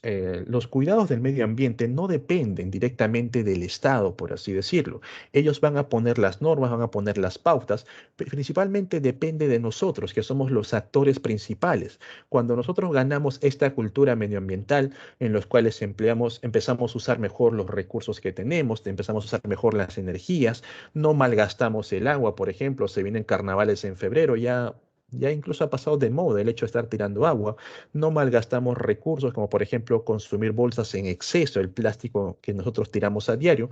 Reciclamos diversos tipos de metales. Ese tipo de cultura ambiental permite bien que haya una mejor respuesta de nosotros hacia el medio ambiente, porque si dejamos únicamente que el gobierno se encargue, que recicle nuestra basura, que empiece a poner normativas contra las bolsas y todo eso, no se llega muy lejos. Bien, ustedes han visto que ahora cobran por las bolsas, creo que 15 centavos, pero el que te cobren por una bolsa no significa que deja de ser un contaminante, sigue siendo un contaminante.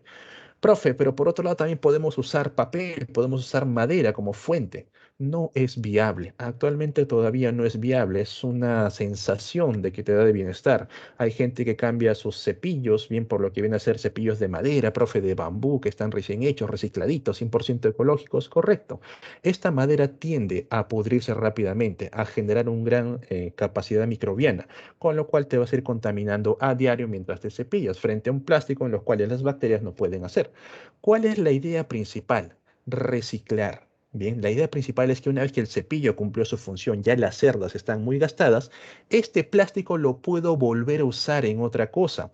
Puedo tal vez utilizar este cepillo para poder limpiar otras superficies, puedo estar trabajando con metales o emplear ese plástico para tal vez fabricar botellas, con lo cual el uso continúa. Bien, en cambio, ¿qué pasa con las maderas? ¿Qué pasa con las bolsas de papel? Una vez que cumplieron su uso, tienen que ser desechadas y tenemos que nuevamente talar árboles para producir estos compuestos, con lo cual a la larga seguimos en la misma, haciendo que la naturaleza se esfuerce para producir estos recursos. El plástico es un buen invento, solamente que le hemos dado un mal uso. Fabricar popotes que luego tiramos a la basura es mala idea, pero fabricar popotes que luego van a formar parte de los llamados ecoladrillos o formar parte de otro tipo de plástico de uso mayor, por ejemplo, asientos, sillas de plástico, bien, le estamos dando un mejor uso a este diseño. Bien, entonces, chicos, tener bastante en claro esas ideas de cultura ambiental. Fortalecer la gestión eficaz, bien, entre el MINAM, bien, en el marco del Sistema Nacional de Gestión Ambiental. ¿Qué viene a ser el Sistema Nacional de Gestión Ambiental? Es una serie de normas que se ha propuesto, bien, en base a los acuerdos de París, sobre todo a los otros acuerdos, se nos faltan los nombres, que tienen que ver con el uso de los recursos, para poder emplear de manera adecuada. Entonces, el MINAM es el organismo encargado de poder velar de que las empresas, bien, tanto públicas como privadas, puedan cumplir con estos protocolos. El MINAM es la máxima autoridad, bien, va a conducir todos los procesos de evaluación de impacto ambiental. Al MINAN les apoyan otras instituciones que están bajo ellos, bien conocidas, por ejemplo, como ANA, la Institución Nacional del Agua, bien, la cual verifica que tú cuando, por ejemplo, quieras poner un cultivo, quieras poner una piscigranja, quieras poner una minera y necesitas emplear agua, ANA tiene que darte los permisos adecuados. Vienen los fiscalizadores, evalúan tu proyecto, evalúan las condiciones naturales, ven si tu proyecto cumple muy bien, vas a usar el agua para generar cultivos, para generar esto, esta agua se va a contaminar, pero aquí abajo pones los tratamientos que le vas a hacer para que el agua nuevamente regrese a un estado natural o en cierto porcentaje, bien que es aceptable. Entonces, cuando ANA te da el visto bueno, el Minante aprueba el proyecto. También tenemos a CERNAM, que es bastante importante conocerlo, ¿bien? El Servicio Nacional de Áreas Naturales Protegidas por el Estado. Dentro del CERNAM nosotros vamos a encontrar al SINAMPE, ¿bien? Que viene a ser como el registro, como su catálogo. Mientras que el CERNAM es el Servicio Nacional, ¿bien? El SINAMPE es el Sistema Nacional, o sea, la lista de áreas naturales protegidas por el Estado. Te explico. Cuando por ahí se detecta un área en el cual hay presencia, digamos, de animales en peligro de extinción o un área donde hay un ecosistema, digamos, único, vulnerable, entonces CERNAM desarrolla todos los protocolos necesarios para llevar a un estudio qué tan viable es proteger esa área, qué tan necesaria es, a quiénes puede afectar, si realmente pertenece a alguien, porque puede ser para el sector privado y puede ser los terrenos de alguien, o si es sector público. Y frente a eso, cuando termina de hacer todo ese proyecto y es aprobado, recién ahí pasa al SINAMPE. ¿Y qué hace el SINAMPE? Lo cataloga, bien, lo pone dentro de uno de los grupos de las áreas naturales protegidas. Por eso digo que el SINAMPE viene a ser como el catálogo, donde vamos a encontrar a las ANPs, bien, las áreas naturales protegidas. Últimamente también he escuchado acerca de lo que viene a ser otra institución, bien, que es muy parecido al CERNAM, el cual protege áreas naturales, pero han escuchado acerca del CERFOR, bien, sobre todo cuando salió el tema del zorrito run run, bien. Se viene a ser el CERFOR. El CERFOR es el Servicio Nacional Bien Forestal y de Fauna Silvestre. Así se llama. Servicio Nacional Forestal y de Fauna Silvestre. Es el servicio encargado de proteger a la fauna y flora, pero de manera directa. Bien, no protege áreas naturales como lo hace CERNAM, sino a la fauna y flora, como por ejemplo lo que pasó con el zorrito Run Run, cuando este fue encontrado pensando que era un perro, empezó a atacar gallinas. Los vecinos llamaron a CERFOR y ellos mandan a personal para poder retirar al animal de manera adecuada. O si, por ejemplo, por tu zona empiezas a encontrar serpientes o la presencia de una boa, tienes que llamar a CERFOR para que ellos se hagan cargo. No llames a los bomberos, no llamen a la policía, porque ellos no están capacitados para trabajar con estos tipos de animales. Bien, si por ahí detectas que en tu techo hay un nido de avispas, hay un nido de abejas, evita el riesgo de ser picado, porque la gran acumulación de toxinas puede llevar a la muerte, un fallo cardíaco.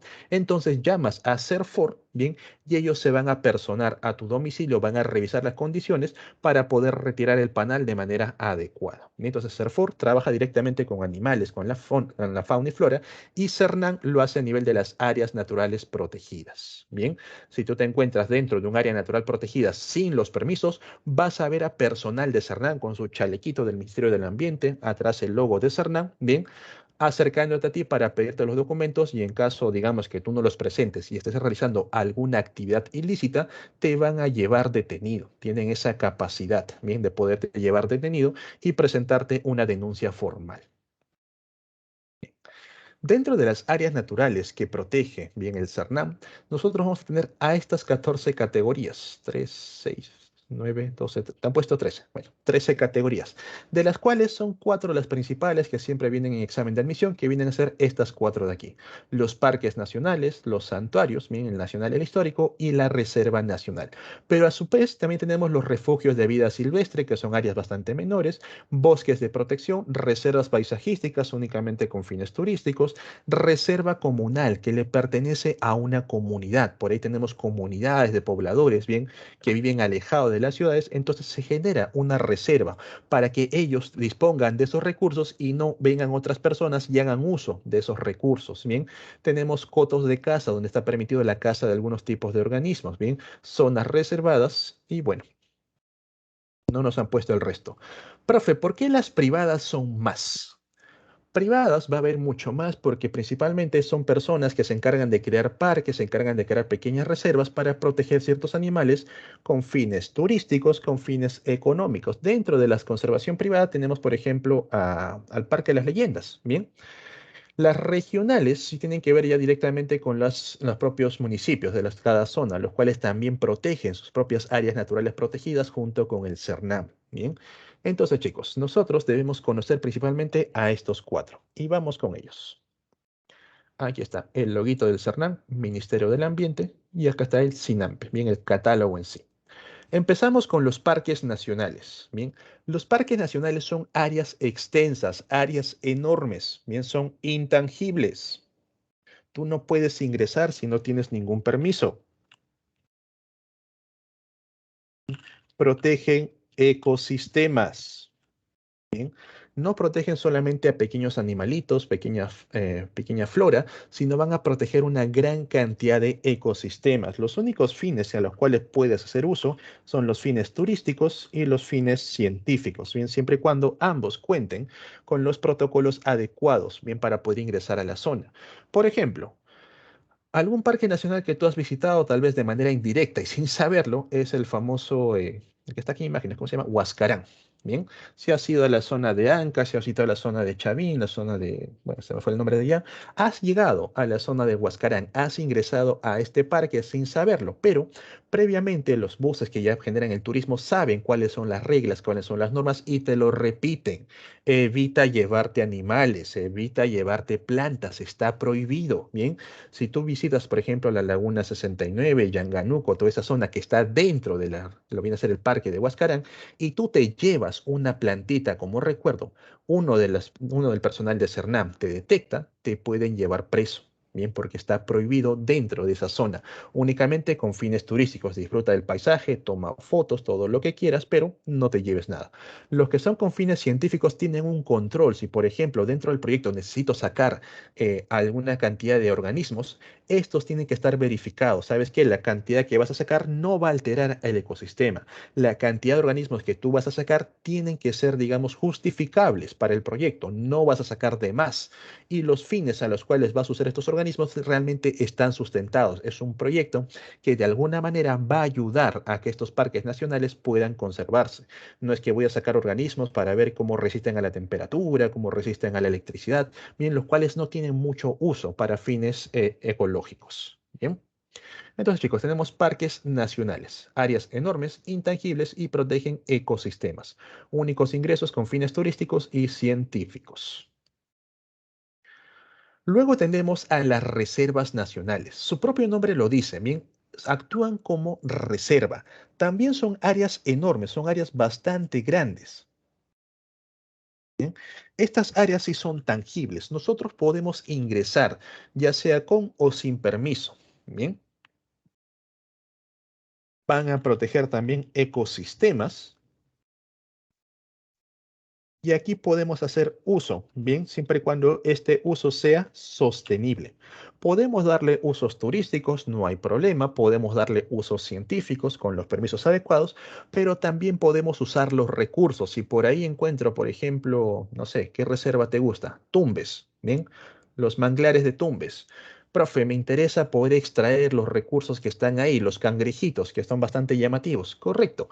Presenta tu documento en el cual sí, voy a extraer estos cangrejos porque son un recurso llamativo, lo voy a hacer en tal temporada porque no corresponde con la temporada reproductiva, siempre se respetan las temporadas reproductivas, temporadas de veda, y la extracción cumple con ciertos protocolos. A partir de tal tamaño no se puede extraer hembras, bien, porque las hembras son las encargadas de poner los huevos. Únicamente voy a extraer a los machos.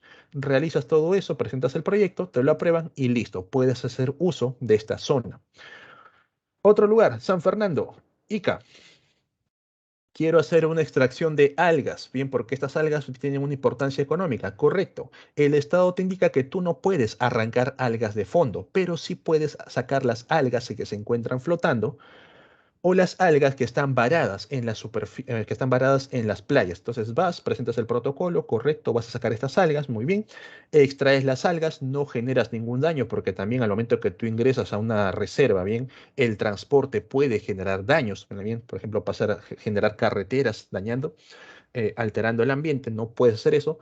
Entonces, tienes todos los permisos adecuados, haz uso de las algas. Un último ejemplo, Paracas. Quiero sacar erizos. Muy bien. En Paracas hay gran presencia de erizos que son bastante comestibles en la cocina gourmet, sobre todo. Presentas tu proyecto, tienes las temporadas de extracción, cumples con todo eso y listo. No pasó nada. Bien, entonces las reservas nacionales son áreas donde nosotros podemos hacer uso de estos recursos. Bien. Profe, ¿por qué algunos dicen AG y otros dicen MINAM? Recuerda, antes del 2008, bien, 2008, 2007 hacia atrás, el Ministerio de Agricultura es aquel que ponía, bien, los decretos supremos para poder declarar esta zona como reserva o como parque o cualquier ANP. Bien. Luego tenemos a los santuarios nacionales. Los santuarios son áreas más pequeñas, bien. El santuario nacional también es intangible, no puedes ingresar así por así. Protegen comunidades, bien, protegen una pequeña porción de especies de flora y fauna, y los usos que les puedes dar también pueden ser turísticos o científicos, bien, siempre y cuando con los permisos adecuados. En estos santuarios nacionales, que son áreas bastante pequeñas, van a proteger a especies que estén en peligro de extinción de manera cerrada o algunas especies de interés, bien, los cuales todavía no conocemos correctamente, pero van a estar en estas zonas, bien. Tenemos, por ejemplo, de Guayay, de Calipoy, uno de los más conocidos, los manglares de Tumbes como un santuario nacional, bien, la cordillera de Colán, que es algo nuevo y que surgió recién en el año 2009. Por otro lado, los santuarios históricos, chicos, estos santuarios son áreas naturales donde han ocurrido eventos históricos, ¿bien? Tiene que ser un área natural, como por ejemplo la Pampa de Ayacucho, Chacamarca, ¿bien? Las dos batallas de Ayacucho-Junín, lo que viene a ser Machu Picchu, ¿bien? El bosque de Pomac en Lambayeque. Entonces son áreas naturales donde han ocurrido eventos históricos. Si por ahí te colocasen, por ejemplo, el Real Felipe, bien, donde ocurrió la defensa contra la invasión chilena. No es un área natural, no califica como un santuario histórico, simplemente es un lugar histórico, nada más bien, no es un santuario como tal. Entonces, señores, estos vienen a ser los cuatro tipos principales, bien, de las áreas naturales protegidas: Parque Nacional, Reserva Nacional, Santuario Nacional y Santuario Histórico.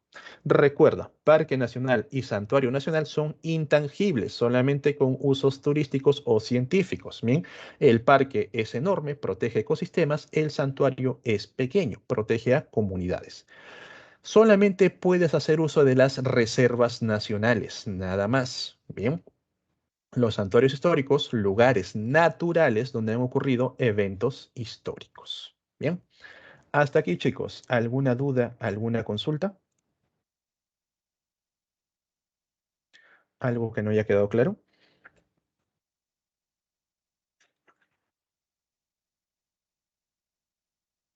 ¿Todo bien? Ok.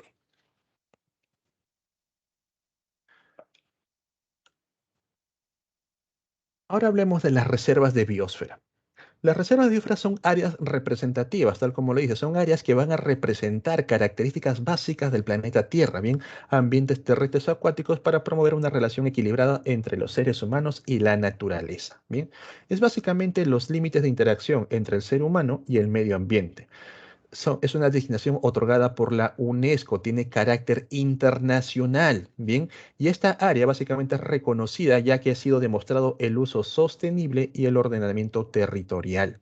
Se refiere, chicos, a estas áreas donde nosotros hemos aprendido a convivir con la naturaleza, áreas donde vamos a extraer madera y el área tiene la capacidad de recuperar esa madera. Vamos a emplear a los organismos y a su vez ellos tienen la capacidad de poder mantenerse. En otras palabras, son ecoamigables, bien, tienen un desarrollo sostenible bastante bueno. El Perú es uno de los 10 países megadiversos, bien, junto con México, Brasil y no recuerdo cuál otro, por albergar gran parte de la diversidad biológica del planeta. 84 de las 104 zonas de vida, bien, de los hotspots, 8 provincias biogeográficas y 3 grandes cuencas hidrográficas, bien. gran cantidad de lagos y lagunas. Por eso es que en Perú es muy común la energía hidroeléctrica. También tenemos gran cantidad de reserva de agua. Y es uno de los países que, digamos, que a partir de los años 2050, cuando empiece a escasear el agua, es uno de los países que va a contar con mayor reserva de agua. Profe, pero Lima se va a quedar seco. Lima sí, pero el resto del país no. Bien, tiene gran reserva de agua. Entonces, a fin de conservar esta gran riqueza, es necesario realizar una adecuada gestión de la misma. En otras palabras, usarlo de manera sostenible. Bien. Ustedes habrán visto que hoy en día se están poniendo de moda mucho estos proyectos ecoamigables, desde edificios hasta empresas, en los cuales van a tratar de poder producir todo tipo de materiales a partir de compuestos naturales. Por ejemplo, en los edificios es muy común ya la creación de zonas verdes de manera vertical. Habrán visto edificios con jardines colgantes, los cuales facilitan bien una mayor intensificación de áreas verdes. Estos jardines colgantes no van a dañar la estructura, ya que se está empleando nueva tecnología para evitar que la humedad, la acumulación de ciertos compuestos puedan alterar bien el equilibrio de la propia estructura. También en las fábricas ya no se están desechando gran cantidad de compuestos como basura, sino que estas fábricas a su vez diseminan estos residuos hacia unas pequeñas fábricas, otras pequeñas industrias, para que se les pueda dar otro uso. Por ejemplo, si tienes una fábrica de lo que viene a ser zapatos, los residuos de cuero pueden llegar a otras fábricas, los cuales van a nuevamente reciclar estos materiales para brindarles tal vez un nuevo uso, quizás en la fabricación de telas o tal vez descomponerlos para fabricar pequeños hilos, ¿bien? Con lo cual poco a poco se está llegando a un desarrollo realmente sostenible, evitando bien que se genere una gran cantidad de basura y promoviendo lo que viene a ser el reciclaje. Entonces, chicos, frente a eso, nosotros también debemos ser conscientes de qué es lo que nosotros consumimos, ¿bien? Y aquí tenemos diversos tipos de consumo. Primero, un consumo crítico o social, ¿bien? Nosotros debemos escoger de manera meticulosa los productos que vamos a consumir, no solamente por el beneficio, bien, que nos van a producir, sino también de dónde proviene, el historial del propio producto, bien, cuál es la conducta en sí que tiene la empresa, la conducta con el medio ambiente, la conducta con sus propios trabajadores, como por ejemplo, pues ya muchos olvidaron lo que hizo Cineplanet, apenas llegó la pandemia, rápidamente eliminaron a todos sus trabajadores, pero ahora que se acerca la película de Spider-Man, agotaron todos los boletos, lo cual no es un consumo social directamente, ¿bien? No actuaron correctamente frente a una necesidad, pero a pesar de eso la gente sigue consumiendo. Entonces, le falta esa parte, el consumo crítico o social. O por ejemplo, consumir productos de una empresa en la cual tiende a liberar gran cantidad de compuestos metálicos hacia el medio ambiente, como vienen a ser las mineras. Bien, muchas de estas van a producir muchos productos de cocina y nosotros simplemente consumimos por el uso que le damos. Bien. Luego tenemos el consumo ético, bien de acuerdo a las opciones justas, solidarias y ecológicas. Por ejemplo, no es lo mismo comprar un producto en una gran tienda, una gran corporación, que apoyar una pequeña tienda que está surgiendo en tu barrio. Bien, de por sí las necesidades que tiene esta persona con su pequeño negocio son mucho más altas que las necesidades empresariales que tienen estas grandes corporaciones. Entonces, más allá del beneficio personal, chicos, siempre es tratar de apoyar bien la economía local para que poco a poco todos ellos puedan surgir y de esa manera, bien, hacerle un frente a lo que viene a ser la pobreza y promover el desarrollo. Y por supuesto, el consumo ecológico, el cual, como les digo, muchos confunden, piensan que es algo que viene de la naturaleza, tiene que ser ecológico, va más allá de eso, y sobre todo el ejemplo que les di con el tema del plástico y la madera, bien, la madera, el papel no es el reemplazo del plástico en sí, es un mal uso, es una mala idea llevada, bien, a temas, como le dicen a estos chicos que pasan en las redes sociales.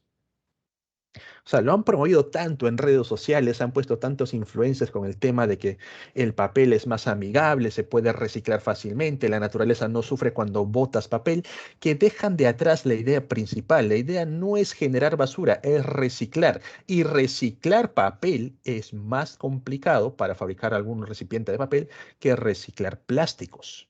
El plástico es un material bastante adecuado para sostener líquidos, para poder, digamos, darle una mayor duración.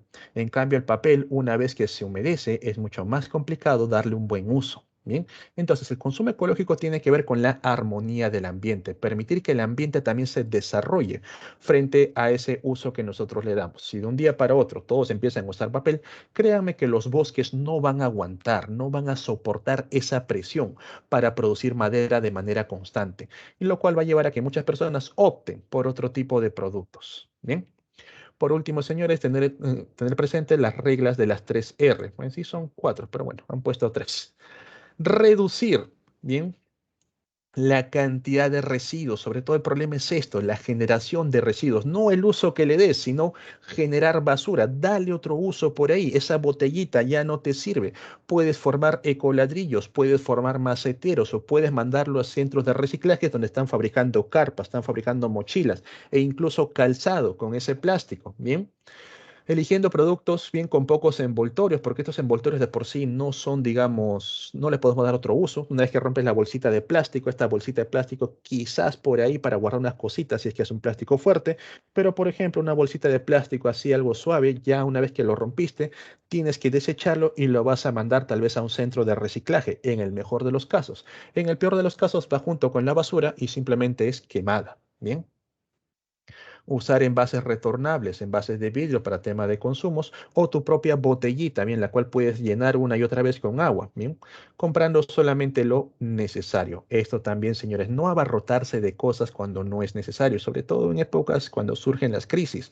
La gente tiende a consumir gran cantidad de papel higiénico y no sé por qué. Reutilizar, darle un nuevo uso a ese residuo. Por ahí te compraste tus zapatos nuevos, genial, tienes esa cajita de cartón, dale un nuevo uso a esa caja, bien, puedes usarlo para tal vez guardar algún cierto tipo de cosas, puedes verle un joyero, etcétera, de uso. Son estas épocas navideñas, en esa cajita la vuelves a reciclar para poder enviar un regalo a un ser querido.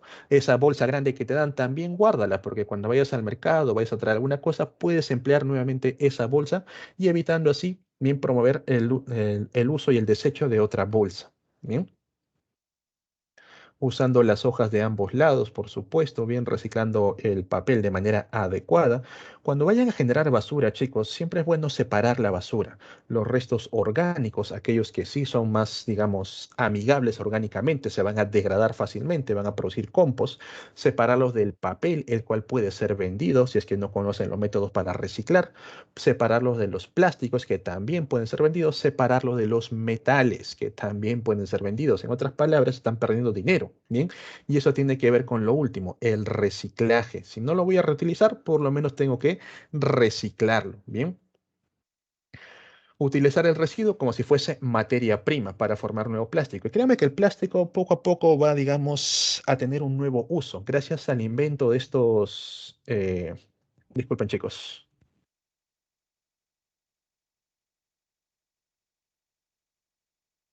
Por ejemplo, el invento de lo que vienen a ser estas impresoras de plástico para formar estos carretes, estos hilos de plástico, en algún momento va a llegar el punto en el que podamos usar botellas de plástico, cualquier residuo de plástico para fabricar nuestros propios hilos de plástico y con eso materiales más adecuados. Por ahí me falta una manija para la puerta, lo fabrico. La impresora simplemente lo hace. Bien. También con el tema de los papeles. Bien, si se aprenden a reciclar papeles, a poder usar el almidón, pueden fabricar su propio papel o su propio cartón, si es que es un poco más rústico. ¿Bien? Botellas para hacer buzos polar, tuberías, macetas, etcétera. Bien, entonces, chicos, reducir, reutilizar y reciclar. 3 cosas que deben tener en cuenta, no solo para admisión, sino en su día a día. Bien. Bien, chicos, hasta aquí sería la clase por el día de hoy. Bueno, también sería nuestra clase final. ¿Tienen alguna duda, alguna consulta? ¿Algo que no haya quedado claro respecto al tema?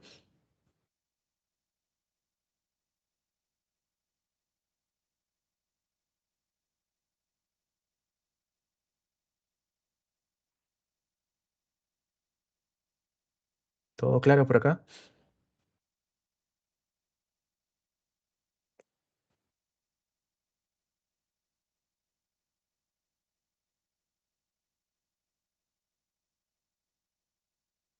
Ok. Bien, chicos, si está todo claro, vamos con las preguntas de su guía. Bien, no lo muestro en pantalla porque acá me ponen las claves. Las diapos. ¿Qué diapo quieres? Dime nomás y las colocamos. A ver, vamos a ver la primera.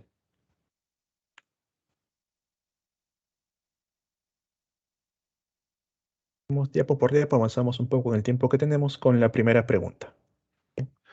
A ver, chicos, primera pregunta dice, la contaminación atmosférica ocurre por la presencia en el aire, bien, de una mezcla de partículas sólidas y gases que pueden ser nocivos, dañinos, bien, o suponen un riesgo para los seres vivos. ¿Cuál de las siguientes alternativas no estaría involucrada en la contaminación atmosférica? ¿Cuál de esas alternativas no contamina la atmósfera?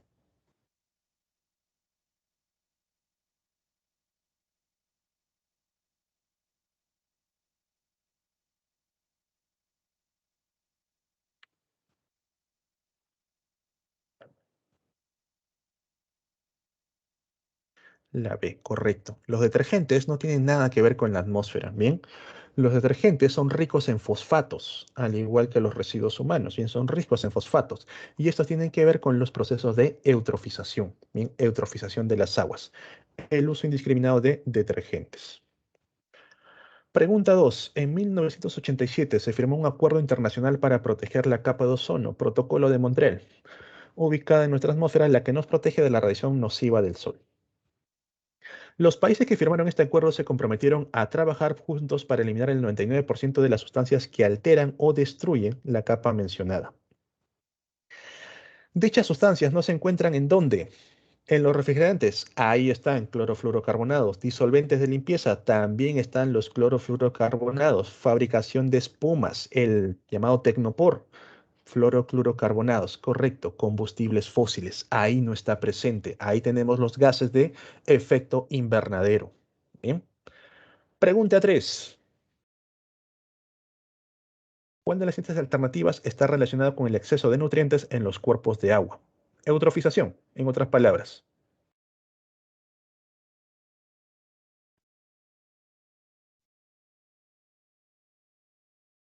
La A, correcto. Nitrógenos y fosfatos, bien, fósforo, proceden principalmente de la actividad humana. Así es. Bien.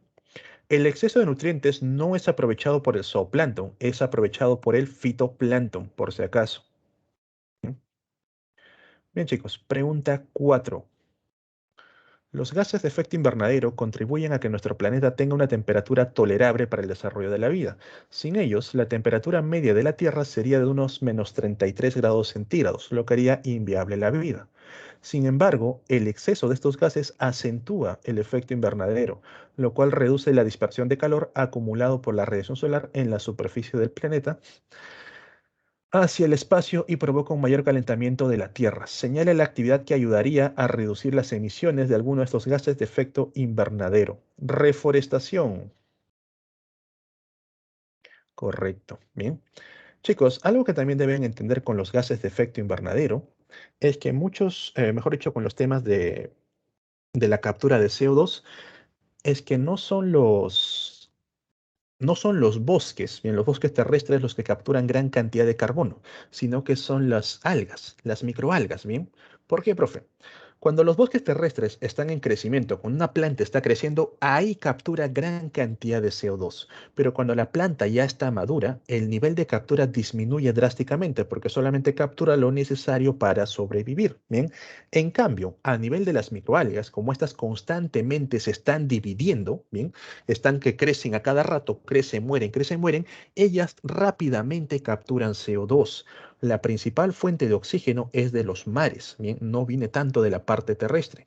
Los océanos capturan casi un 40% frente a la parte terrestre, bien, de un 20%, si no me equivoco. Entonces, entender eso. Los bosques viejos no capturan muy bien el carbono, al contrario, producen CO2 y producen oxígeno. Pero los bosques jóvenes sí, porque están en crecimiento, al igual que las algas que siempre están en crecimiento. Bien. Pregunta 4. Alternativa la D. Reforestación. Pregunta 5. El GI. Según el Grupo Intergubernamental de Expertos sobre el Cambio Climático, el IPCC, para el año 2050 es probable que vivamos en un planeta que será 1,5 y 2 grados o 2 grados más cálido, con niveles del mar más altos, 5,32 centímetros, en comparación de 1990. Bien. Lo que tendrá fuertes impactos sobre los ecosistemas y para el salud y bienestar de las personas. El texto se relaciona con ¿qué? Calentamiento global. Así es, señores. Ustedes van a sufrir los procesos de calentamiento global y sobre todo si viven cerca a las costas. Profe, yo vivo en la punta. Acuérdense, chicos, 70 centímetros de agua para el año 2100. Toda esa zona inundada.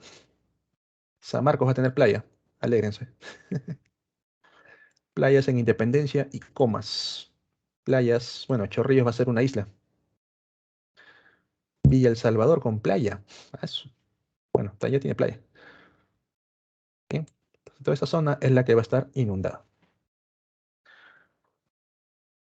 Bien, chicos, pregunta 6. ¿Cuál de las siguientes actividades debería evitarse durante un terremoto? Chicos, les digo algo. Cuando ocurra un evento sísmico mayor de 8 grados, quedarse en pie va a ser más complicado. Bien, van a estar tambaleándose. Y correr es lo peor que pueden hacer. Se van a caer. Bien, van a tropezar. Rápidamente se ponen bajo la mesa, se ubican en una columna y esperan a que el siniestro disminuya.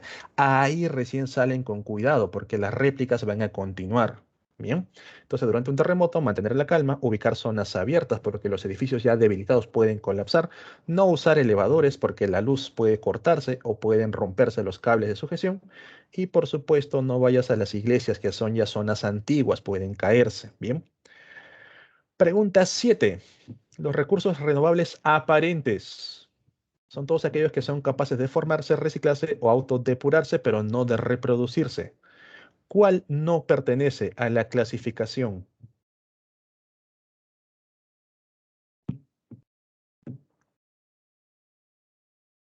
La C, correcto. Bien, el petróleo. Bien, chicos, ha sido un gusto tenerlos a todos ustedes en este ciclo. De verdad han sido mi mejor aula, la que más participa. Y bueno, ya será hasta otra ocasión. Si van a la carrera de biología, me van a buscar ahí. Recuérdense, yo siempre los jalo. Igual cuídense bastante, chicos. No duden siempre en seguir estudiando, seguir avanzando. No se rindan. Si es que no logran ingresar en esta ocasión, bien, pueden hacerlo en cualquier momento. Recuerden que la edad siempre va a estar presente. Cualquier cosita, chicos, siempre continúenlo. Bien, la única diferencia entre el éxito y el fracaso es un intento más. Bien, así es.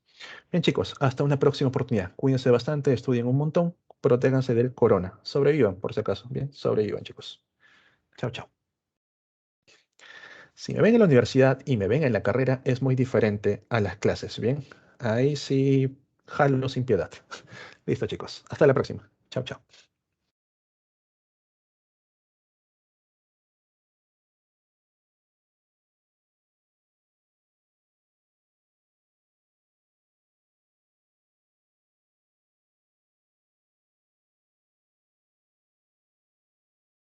Chicos, me confundí. Pensé que era 11:55. Todavía que nos queda 4 minutos. Continuamos con las preguntas, ¿les parece? Sí, me confundí con otra aula. Bien, estoy por acá de nuevo. No, o sea, fuera de broma, chicos. Algo que sí les digo, nunca se rindan con las cosas que vayan a hacer, ¿bien? A veces uno piensa que la cosa es tener éxito o fracasar y simplemente te quedas en eso cuando realmente no es así. Se los digo de manera personal, ¿bien? Al momento, por ejemplo, que yo realizo mi tesis, la cantidad de veces que he fallado, o sea, ha sido... Voy a utilizar aquí la diapositiva, ¿bien? O sea, empecé con una idea, fallé, volví a fallar, volví a fallar, volví a fallar. Ya a este punto, mis profesores me decían que cambie de tema, que me rinda, que busque otra cosa, que empiece otra cosa. Y seguí intentando hasta que me salió. Simplemente es un intento más, ¿bien? Para ingresar también es lo mismo. Yo, les soy sincero, yo no ingresé a la primera, bien, yo ingresé a la cuarta. ¿Por qué? Uno, tiene que ver con los conocimientos que uno tiene. Yo terminé en un colegio nacional, es correcto, ¿bien? Otra tiene que ver con el grado de madurez. Yo cuando dictaba clase presencial con ustedes como chicos de la pre, me daba cuenta. Hay personas que únicamente van a lo que viene a ser las clases para calentar asiento, no se ofendan. Bien, hay personas que todavía no tienen el grado de madurez para poder estudiar correctamente y empezar una carrera universitaria. Y San Marcos no te va a dejar ingresar, no te va a dejar terminar mientras no madures, mientras no tomes conciencia. Hay otros chicos de que sí, se notaba bastante competitivos para lo que tiene que ver los temas, ¿bien? Participar en clases, preguntar, buscar información, no solamente es el tema de la clase, ¿bien? Y pues incluso a pesar de tener todo eso, a veces puede que no ingreses, ya también es un tema de suerte, suerte que te venga lo que has estudiado o tal vez te vengan las preguntas que no, pero créeme que estás dando buenos pasos. Cuando estés en San Marcos, las cosas van a cambiar, van a ser al revés. En colegio, básicamente, Primero te enseñaban la lección para que luego tú vivas las experiencias. En San Marcos es al revés. Primero aprendes las experiencias para que luego aprendas la lección. Y también los profesores no es que estén detrás de ti como que presentan la tarea o estén llamando a tus padres de frente. Te ponen un jalado y eso queda. Bien. Entonces ahí también va a haber la madurez con la cual ustedes se van a desarrollar. Señores, cueste lo que cueste, un consejo para universidad. Cuando vayan a hacer trabajo grupal, que la mayoría sean chicas. Trabajo entre hombres no lo hace. Lo saben por experiencia, se juntan entre hombres, no van a avanzar. Las señoritas, queramos o no, son un poco más centradas, un poco más responsables y van a estar ahí atrás, atrás, como que ya envía tu parte o te saco del grupo o haz esto o lo otro y también por un tema de falta lo vas a cumplir. Chicos, de manera general, eviten llegar tarde. Bien, sean bastante cumplidos con la hora, porque en San Marcos cuenta la puntualidad y también para su día a día. Yo estuve presente el día de admisión, que fue el día domingo, y veía como algunos chicos llegaban a última hora, corriendo, 8:30, con las puertas a cerrar. Bien, entonces aprender a ser un poco más puntuales, poco a poco. Bien, es cosa ya de cada uno. Ya con el tiempo también ya las alarmas quedan atrás y simplemente te levantas por cuenta propia. Bien. Y por último, señores, no dejen todo a última hora. Es un grave error, yo también lo cometí. Sí, este ciclo de estudio, primera semana con todo, cuaderno nuevo, bien bonito. Pasaba 2 semanas al mes y ya para el examen. No, ya para el segundo examen con fe la hago. Sacabas tus cálculos, necesitabas un 21 para pasar. Háganlo a tiempo. Bien, disfruten completamente la universidad. Hagan las cosas a tiempo, no lo dejen a última hora, porque a última hora te falla el internet, te falla la impresora, el profesor también se te acumula todo. Bien, así que simplemente todo a tiempo. Eh, Robándoles un minuto de su receso, bien, algo que nosotros siempre nos falla, es un tema psicológico, es que nos gustan las recompensas inmediatas. Nos gusta eso, hacer algo y que nos den una recompensa. De ahí que los videojuegos aprovechen eso. Una pequeña misión y tienes tu recompensa. En cambio, cuando la recompensa es a la larga, nos duele. Y eso también pasa en admisión. Como el examen está muy lejos, no lo sentimos, no sentimos que avanzamos día a día. Bien, frente a eso, trácense ustedes mismos pequeñas metas. Dividan esa gran meta en pequeñas partecitas y vayan cumpliendo. Van a sentir poco a poco ese refuerzo hasta que llega. Bien, duele, chicos, quedarse por unos cuantos puntos, pero créanme que van a ingresar en el momento necesario. Y una vez que estén adentro, no van a querer salir. Y no intenten salir, de verdad, no es bonito. Pero bueno, ya es cosa de cada uno. Bien, ahora sí, chicos, hasta la próxima, cuídense bastante. Bien, chao, chao.